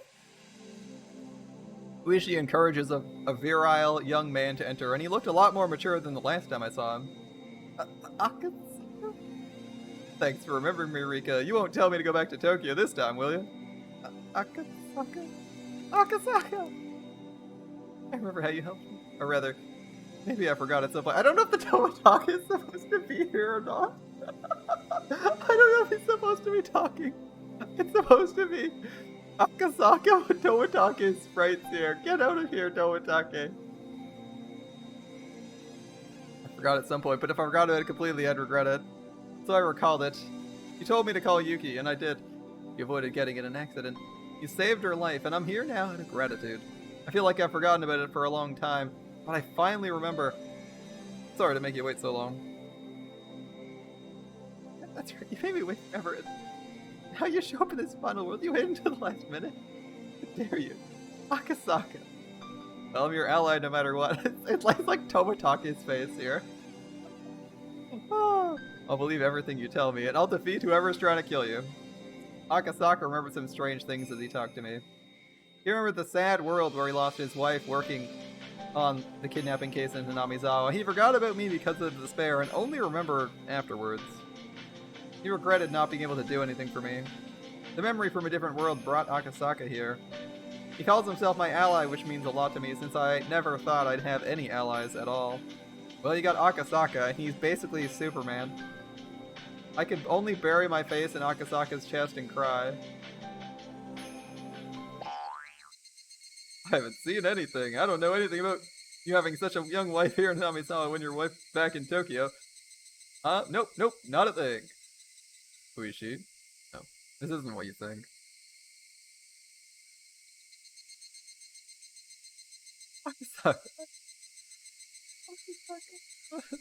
I complained that I couldn't defeat Takano alone. Hanyu admonished me, and she told me if we put our strength together and all believed in the same thing, we could make a miracle happen.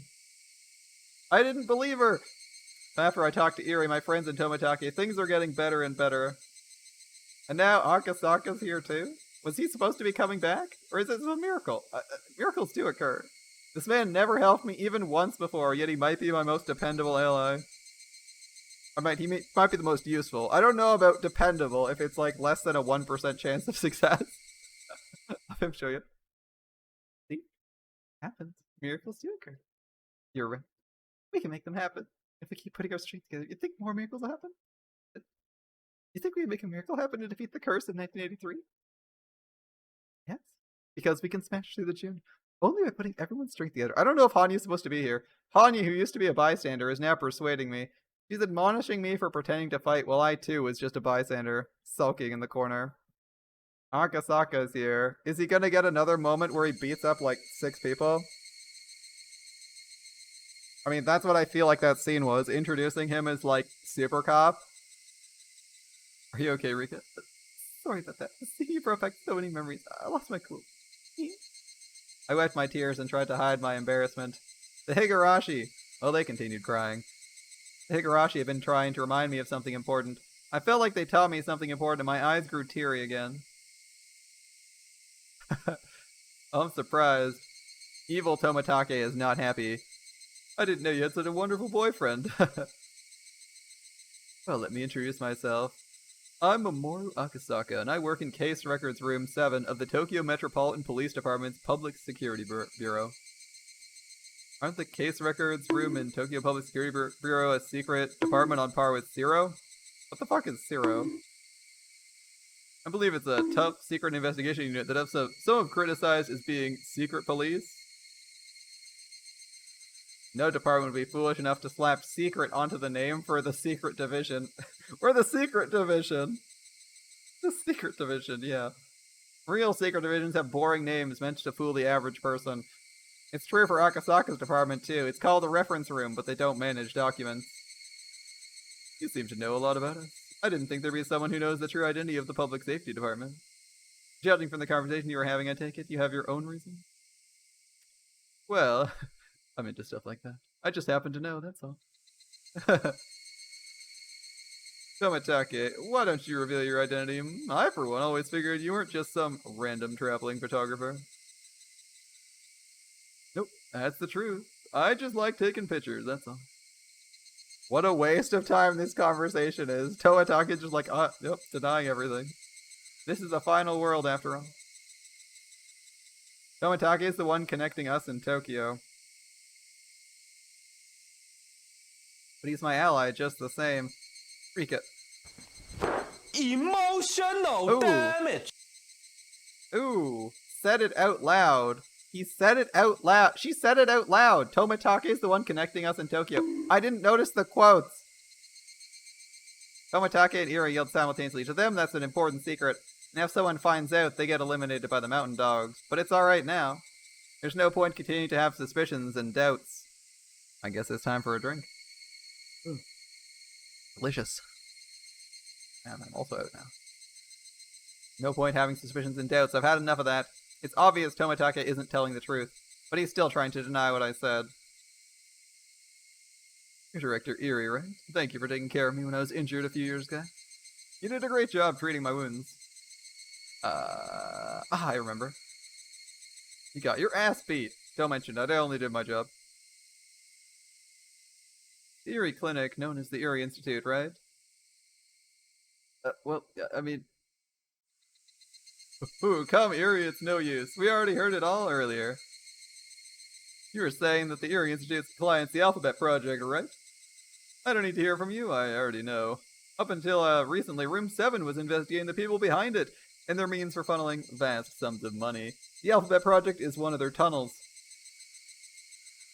Akasaka is holding the top secret document he got his hands on a few days ago. This document records how certain people were given public funds from ministries and government offices for assisting with various projects. Alright, so this document records how certain people are given public funds from ministries and government offices for assisting with various projects. These masterminds claimed they were attempting to revitalize Japan by using secret money and secret methods, but that was a lie, even amongst themselves.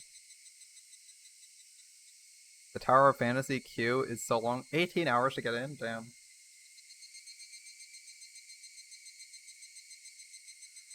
Masterminds of these projects were making an enormous profit off of them.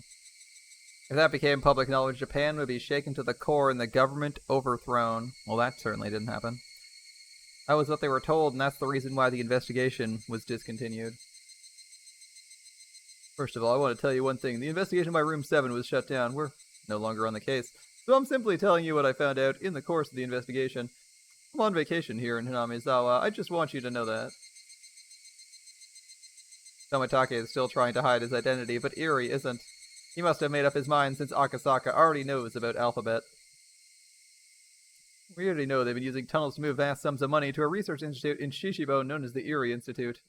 and that the institute has a different name here in parentheses, the Erie Clinic. It also lists the head as a lieutenant colonel from the SDF, Kyosuke Erie. A lieutenant colonel? Dr. Erie, you're at the SDF?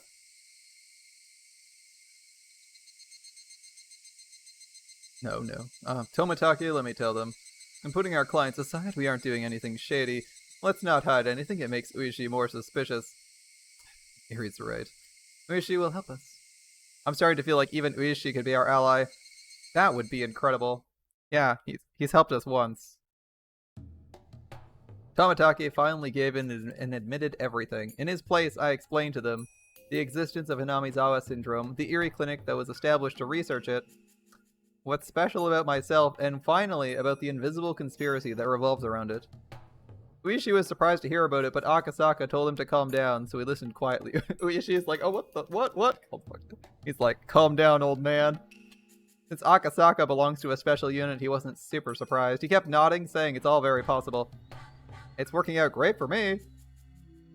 So as you say, Rika, there's a good chance there are some people who are planning something like that. Uishi, what they're saying is well within the realm of the possible. This feels like the plot of a novel. Uishi's like, well, I wasn't expecting this. He's like, he came here expecting Sonozaki's to be up to no good, but the reality is it's not Sonozaki's. It's shady government shit straight out of a movie. Then again, Evil Mafia was also straight out of a movie, but you know, it is what it is. It's true. Compared to Akasaka, who has a flexible mind, Uishi is having a hard time understanding unrealistic stories like that. He'll probably need at least 3 cigarettes before he can digest what he just heard. I think Takano's suspicious, but there's no proof. I was asking Tomitake to investigate so I could confirm my suspicions. Uishi, can you arrest Takano on a separate charge? I might lose my retirement money for that, but it could be done, I guess. There are some counterintelligence members from the Mountain Dogs at the police station. If you try, Uishi, there'll be pressure from within the department. I'll conduct an investigation on Takano, so if possible, can you leave it to me? I don't want anyone getting suspicious. You're right. If her investigations can only be done by Tomitake's institution, then the police shouldn't bother him. Besides, I have a feeling this thing's bigger than we think. Uishi, I don't mean to sound rude, maybe you should stay out of this. Akasaka, what do you mean by that? Just like you told me, you're retiring, right? You worked hard for many years, you're about to collect your pension. And money is important. You'll need it to pay off your house. And you need money for life after retirement. But this hill's too dangerous to climb. My instincts are telling me that at the end of this, the case will be classified as if it didn't take place at all. In other words, unless I'm prepared to lose everything, I gotta pull out. That's what you're telling me, right? Yes, I know I'm not in a position to tell you that, but I've been involved in cases that are much different from regular police work, so what I'm saying now comes from experience. Uishi was no fool. He was also an adult and smart in a real sense. If he only listened to his pride, he'd yell at Akasaka for insulting him, but what Akasaka said is true. Uishi's pension is a big deal for him. People live far beyond their retirement. They still have 10 or even 20 years left after. Their pension's the basis for that second life. The fuck planet do you live on where your pension's the basis for that? I'd like to live in that world. I'd like to live in that world instead of having to plan for retirement 20 years early and save my money. That'd be nice. 20 plus years early. Pension is absolutely not enough to live on unless you somehow magically own your own house already. Unless you have magically have your own house and you don't want to ever move. And can live off of like less than minimum wage. Good luck. A pension isn't ordinary money. It's very, very valuable. People receive their pension for working hard on rainy days and windy days, and even enduring the moments when their bosses give them a hard time. Even Uishi has mumbled on occasion that he's gonna quit and look for a new job, yet he endured and quietly did the unreasonable work asked of him. He's endured more work than his salary merited. He's worked like that for a long time, and he's finally about to retire. He's about to collect his long-awaited pension. It's not about the money itself. It's about the value placed on what you've done with your life. So if one were to cause a scandal, the punishment for that would be placed on his pension.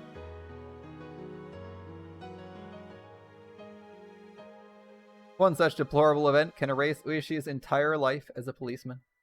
It's not something that can be treated lightly. Yeah, it's rough, I guess. If your pension's that big, that'd be rough. Akasaka is still young. Even if he loses his job, he'll find a new one. Ueshi is too old, though. The repayment of his mortgage was planned around his pension. He's a grown-up's grown-up, and that's why he can't do anything all that reckless.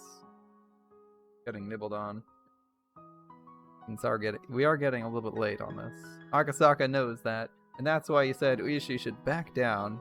Ueshi understands too, but Ueshi is also determined to solve this case. And if this is what it takes, I don't think he's going to give up. They're trying to build tension, but at this point, we've seen how Ueshi thinks. I don't think he's going to give a fuck. So Akasaka had to ask him the tough question in order to find out how strong his commitment was. Been slow paying back my loan because I wanted to hold on to some spending money. I would have saved on interest if I just paid a bit more earlier on. But I wanted to gamble and drink. I lived my life so I didn't have to depend on my pension in my old age. I could have jumped right into this case. His fists were trembling. That's how he sheds his tears. But I'm an officer until the moment I retire. Yeah, even that doesn't matter. I promised in front of his grave. I promised that old man I'd find out who killed him. I promised to stay an officer until I arrest his murderer. In other words, me being an officer isn't the issue here. What matters is I keep my officer spirit until I find that murderer, even if I'm fired. Well, the murderers. Eri buried him. But I'm afraid... Am I afraid to be fired? Am I afraid to lose my pension? I am. It'll ruin my plans for my future. I need a lot of money for them. My dream is a leisurely life in Hokkaido, work on a vegetable garden, fun in Susukino, and take up ballroom dancing lessons. Why am I afraid? Is my officer spirit so weak? Is all that? I've dreamt of uncovering the truth behind the series of deaths in Hinamizawa. The door to that truth I've sought is right in front of me. Damn it, why can't I just throw in my badge? Why can't I stop caring about what police think? Damn it. Nobody could say anything in response to Ueshi. He's at the crossroads. The crossroads of a person who's worked so hard and so humbly for so long. Good luck, Ueshi. This is a tough one. How could the young people know nothing about what he's had to go through? Say anything at all. Friend of the departed construction site manager, right? Yes. He was a friend, a brother, a father to me. Although it's only a formality, I am director of the Erie Institute. If the conspiracy that surrounds Rika is exposed, I will be the one who takes the blame. Isn't that right, Tomitake? His position exists for exactly that purpose. For the Institute as a whole, Erie is simply there to cover for Takano's research. Tomitake, of course, knows that, and even Erie has realized it. Even if Erie didn't do anything wrong, he'd have to take the blame as person in charge of the Institute. That's how every organization purges itself, by forcing someone to take the blame and reshuffling members. That's why leaders get more money. It's all over. I'll tell you everything about this series of deaths. I actually have an obligation to remain silent for the rest of my life, but you'll let me tell him, won't you, Tomitake?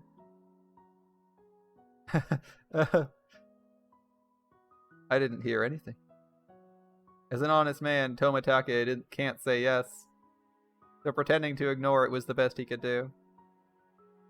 No. That's not right.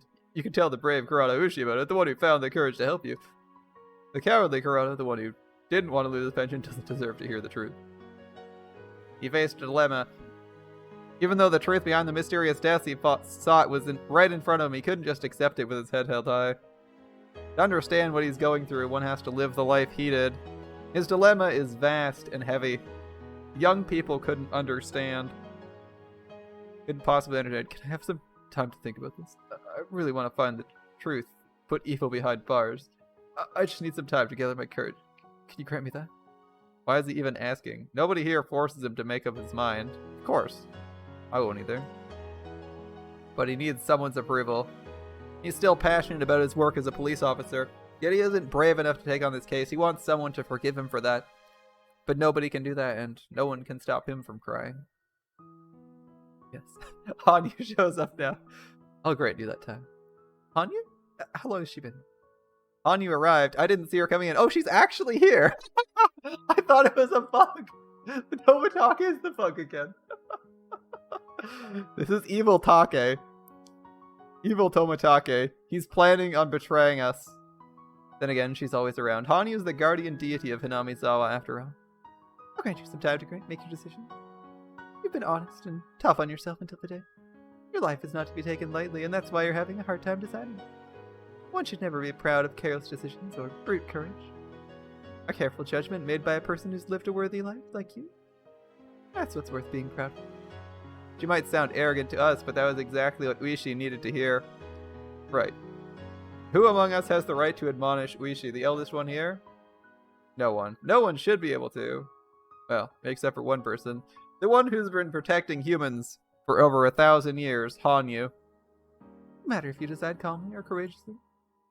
I'll praise you, as long as your decision was made well. I've never met you before, but thank you. That makes me feel better. Thank you for giving a coward like me the time of day.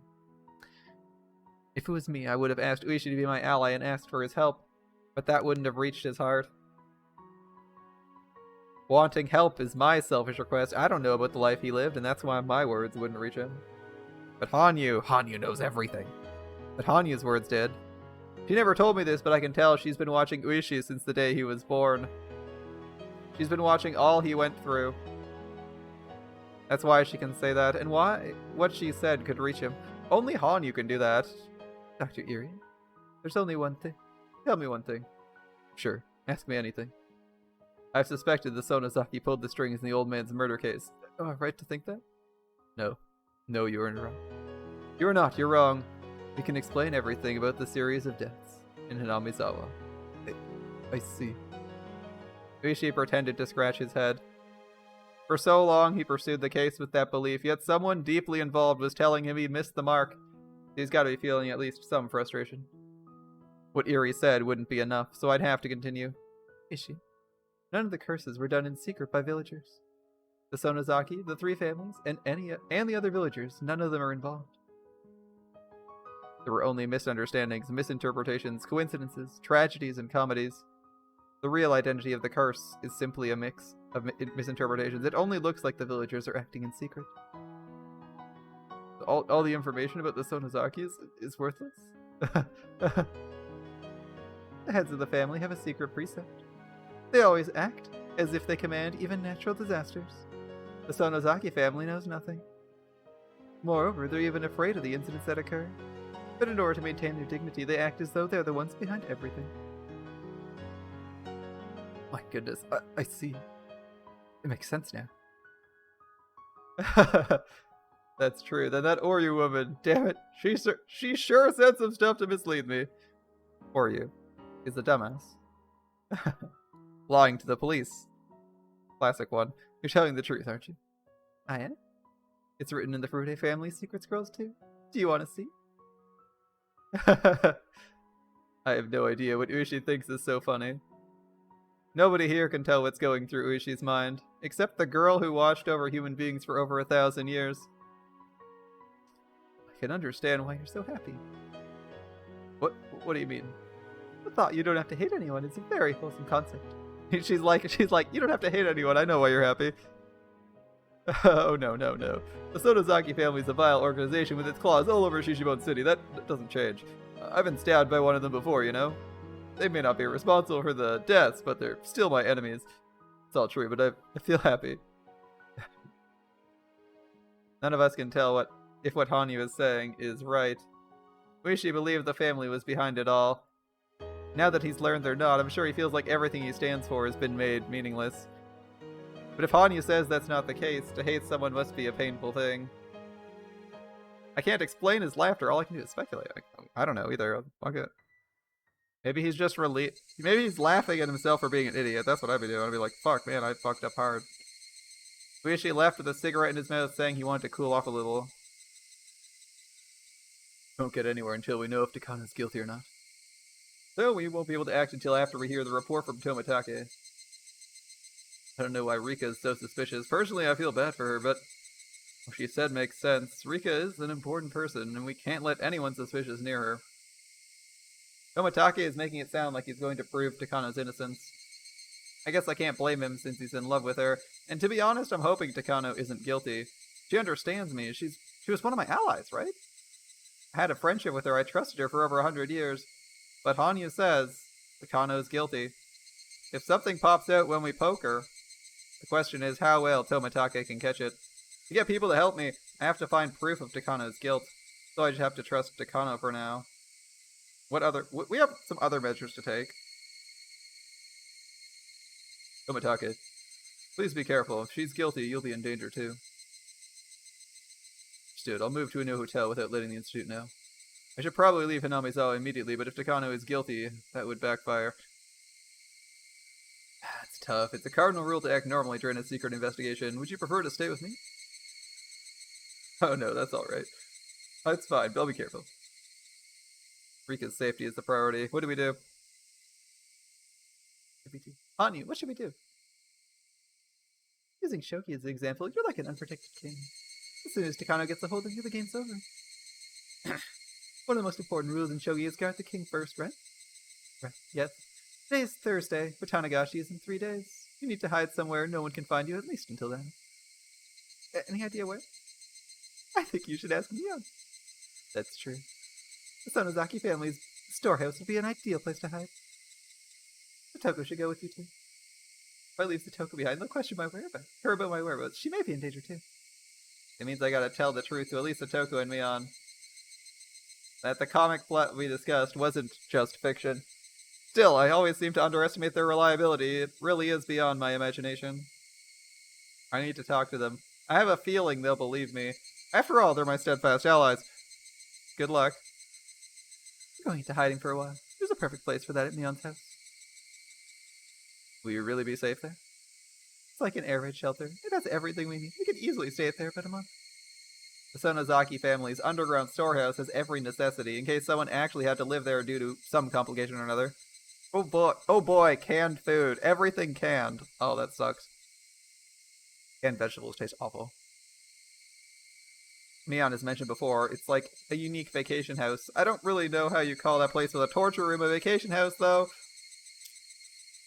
I don't know how long my investigation into Conan will take, but as soon as I find out something, I'll call Mion's house. Is that alright? Yeah, that works fine. To tell you the truth, the mountain dogs have a bug on Rika's home phone for security reasons, so that works better either way. Somebody's been listening to all my personal conversations? Oh no, it's set up so they can tune in. It doesn't mean they're listening to every conversation. They only do it when they have a security drill. It happens a few times a year. I bet my phone at the clinic is wiretapped too, right? Yes. That's because of the purpose of the facility, though. Please understand. Of course, it's a top secret facility. All calls are monitored. Excuse me. How do they actually do that? Rika's landline branches off. Do you remember the little shack behind the shrine? The line leads into there, which is where they wiretap it. Usually there's no one there, but once the dogs receive orders to guard her, there'll be 2 agents recording conversations in there all the time. Of course, they don't usually record anything. Is there a drill scheduled in the near future, or perhaps orders to guard her? Security drills take place in January, April, July, and October. There's no drill this month. Orders to guard her are only when they anticipate an emergency, and they haven't been given, even once the Institute was established. Ever. Who gives those? The director, which is me, but Takano is surrogate director, so she can send them out too. If Takano is the person who wants to kill Rika, she'll use the dogs to spy on her. Possible. In other words, if people start going in and out of the shack, it means Takano made her move. So we could take that as proof tensions are building around Rika. I don't know if that would prove Takano's behind it, but we can take it as a sign danger is approaching. Regardless of whether Takano's guilty or not, that's what it means. As long as we keep our eyes on the shack, Rika will be safe and secure. Good idea. There's one problem, Rika. If there are no lights on in the house at night, it'll be obvious there's no one home. Takano doesn't even have to wiretap your phone. As soon as she sees the house, she'll realize you're skipping school and ran away. Right. That puts Tomitake in a tight spot. We need to think of something to counteract that. We're dealing with having to observe the wiretapping shack, like Akasaka was saying earlier. Then there's the problem with keeping the lights on at your house. It's also a fact it's better for Akasaka to stay in the village. I put all 3 together, I get. Oh! I have an idea. Oh no, you aren't thinking about letting Akasaka stay at my house. No, no, no, no, no, no, no. My house is a mess. It smelled. I can't let Akasaka. No, no, no, no, no. Oh, Akasaka is staying over. Oh. Why is she so happy? I said no, no. Life is hard. I gotta hear that line. Come on.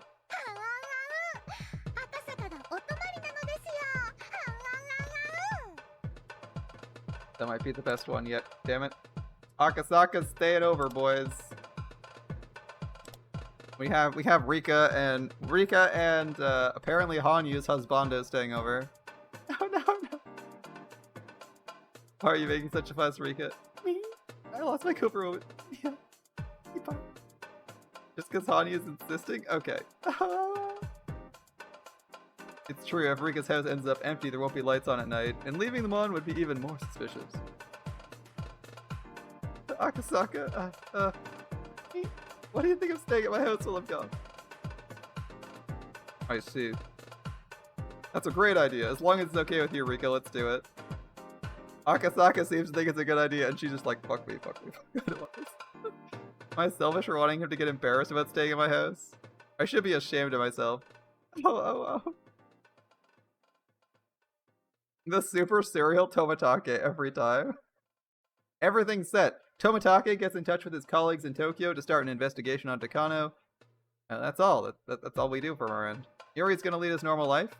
And to act normally after something like this will be hard, but there isn't really anything else for him to do right now. Takano is sly. She'll never let Iri ruin her plans. Actually, Iri only comes into the picture after Takano is exposed. Ueshi didn't say he would help, but he said he wouldn't interfere. In fact, there's some people with ties to the mountain dogs at the police department too. It's probably best if Ueshi acts normally like Iri. I'm gonna tell Satoku the truth and hide at Mion's house for a while, starting today. I don't know how long I'll have to hide, but it'll at least be until something happens. Akasaka will stay at my house and make it look like I'm homesick. If something happens, coming all the way from Okonomiya would take too long. Feels better to have him stay in the village. Yep. Everything begins only once Tomitake finds something. Yuri says he hopes things will get moving soon, but I don't think we need to worry about that. They'll try to kill Tomitake on the night of Watanagashi on Sunday, 2 days from today. That never changed. In many worlds, that's definitely their plan. In other words, even if he doesn't find anything, the wheels will turn in 2 days. I warned Tomitake again to be careful, but still, if I still get killed, I'll curse your family for 7 generations after I die. So you'll be like Hanyu? You'll become a ghost like Hanyu and haunt his family's ass? His family's ass is doing, what, nothing? It's getting dark. Everyone went home except for Akasaka. I'm still thinking about how to tell Satoku about Akasaka and also about what's to come. Worrying about it won't solve anything. Rika, you have a bad habit of underestimating your friends. Where is the physical Hanyu? Did Hanyu just like go into ghost form for the last chapter for giggles? But could she believe what we talked about at school today is actually real? How could she believe me when I tell her life's in danger? In addition to bringing home this guy she's never met before. Don't you think Satoku will believe you? I don't know. It's possible she won't. Oh. So Satoku isn't your friend, is she? What? Satoku's our friend? What Hanyu just said startled me, and it was kind of a scary thing to hear, even though she said it while wearing her usual warm smile. I know Satoku's one of us. I think she'll believe you because her ally against Takano. But you're saying you can't trust her. It's like saying Satoku isn't your friend. If she isn't even your friend, then why waste your time telling her about it? Oh. She's like, if we're not friends, why bother telling her? If she dies, she dies. Let's just leave Satoku behind and go to Mion's. Just the two of us. Fair enough, fair enough. What are you saying? That's nonsense. Satoku's my best friend. If you don't think it's worth telling her the truth, then that's it. You just think of best friends like a stray cat. You feed every day. I'm actually surprised to learn you've been letting Satoko live with you when you think of her like that. I didn't say that. Satoko's my best friend. My very best. Yeah, she's even closer to me than you are. You don't want to believe she'll believe? It's the same as spouting your complaints at stray cats you feed every day. You know the cat can't do anything, and knowing you still complain to her, that's all your relationship is. Wow, rude, but maybe true. Oh, poor Satoko. He believes you're her best friend, but you don't feel the same way. Clearly, Rika has not learned the lessons of her past. The last arc is Rika learning she can trust her friends. Oh. We're doing a lot of ow-ows. Damn you. I tried to slap Hanyu, but I couldn't touch her. My hand went through her cheek and hit only the air. I can't believe she made herself incorporeal again. Hanyu disappeared, saying ow ow in a teasing manner. I'm upset, but I can totally understand what she's getting at. Your roommate agree? I'll make her agree. Satoko has nothing to do with the conspiracy, but since she lives with me, she's gonna end up involved anyway. For Satoko's sake, I should explain it to her. Should I wait outside? No, I think it's better if you come with us, so she doesn't think it's a joke. I can't explain it properly, can you help? Oh, sure, I will. Good luck. Like, oh yeah, we're letting a dude stare at us. I went up to the second floor with Akasaka. How well will this go? To be honest, I couldn't even imagine how to start bringing it up. But even Hanyu made fun of me. I can't hesitate. I made my mind, walked into the room, and was surprised. Tomitake was already there? My goodness, this Tomitake is ruining so much. My messy room is all cleaned up. Satoko is packing her pajamas and towels into her duffel bag. It's as if she's going on a camping trip. Satoko? Here, I got your luggage ready too. We can't just borrow toothbrushes and towels from Mion, you know? Besides, we can't let some strange man stay in a messy room either. This is why I always tell you, tidy things up around here. I blinked in surprise. I don't know why Satoko knows what's going on. If she saw me, Iri, and Tomitake talking behind the shrine with Ushi, she'd be sure to get curious, but she must have overheard our conversation. And not only that, she packed our luggage and cleaned our room, which means she already knows Akasaka's gonna stay here. She must have come home in a hurry to get things done. Who told her? Was it Hanyu? So it wasn't just a storyline for some comics, was it? Me? You know, that's what I don't like about Eureka. Have I ever doubted you before? I always thought I was your best friend. You'd count on me before anyone else. Sorry. Satoko doesn't seem to be that angry. Rather, she seems shocked what we talked about at school was real, and she isn't really that upset.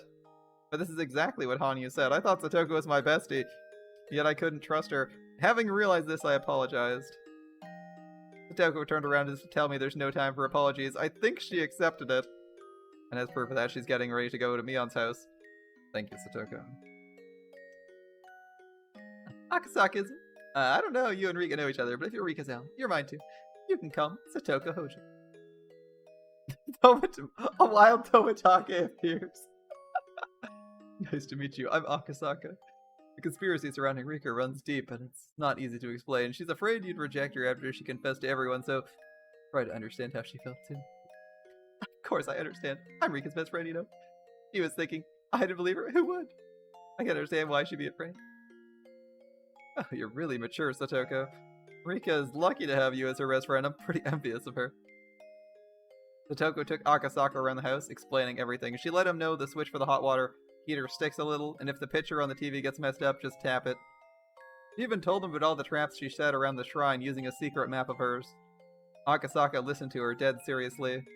I mean, the traps aren't half bad. Upon seeing them talk, I couldn't help but smile. She's like, here's the map I have of all the traps. If you're in trouble, just use one of these. Like, yeah, they're less than lethal, but they're alright. Hanyu also smiled while watching us, and you're like, damn you, Hanyu. It felt like she was saying, I told you so. I'm gonna pretend I don't notice her. If our contrarian Satoko believed me this easily, then our simple-minded Mion will believe us even more easily. Keiichi doesn't even know how to doubt people, and Reina has sharp instincts. She'll believe me. So everyone's gonna believe me, right? Hanyu didn't reply, but she smiled as if she was happy to see I grew just a little bit. Off to the house? Off to the house? There's plenty of things in the refrigerator. Rika, you're asking him to house sit, so why don't you make dinner for him tonight?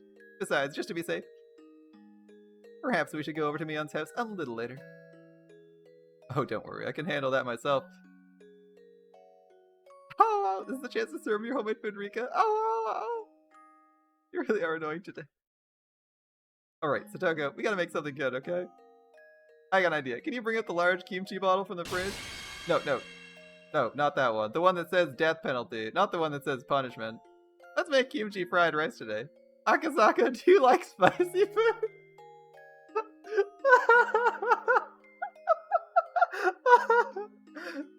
Poor Hanyu's like, no, wait, I made a mistake. She has them labeled according to how much Hanyu hates them.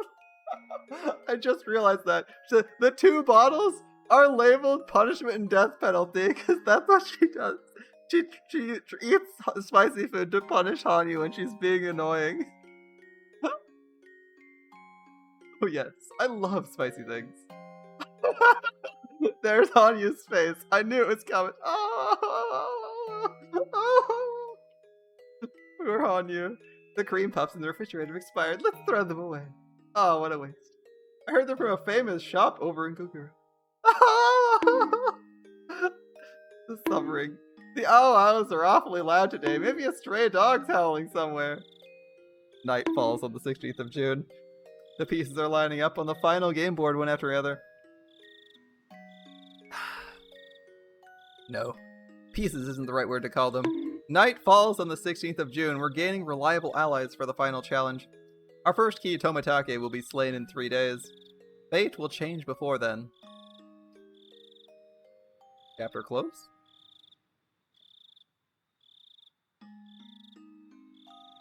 Chapter close. I'm sure this is a chapter close. No way! The ghost of Tomitake returns. Oh my goodness.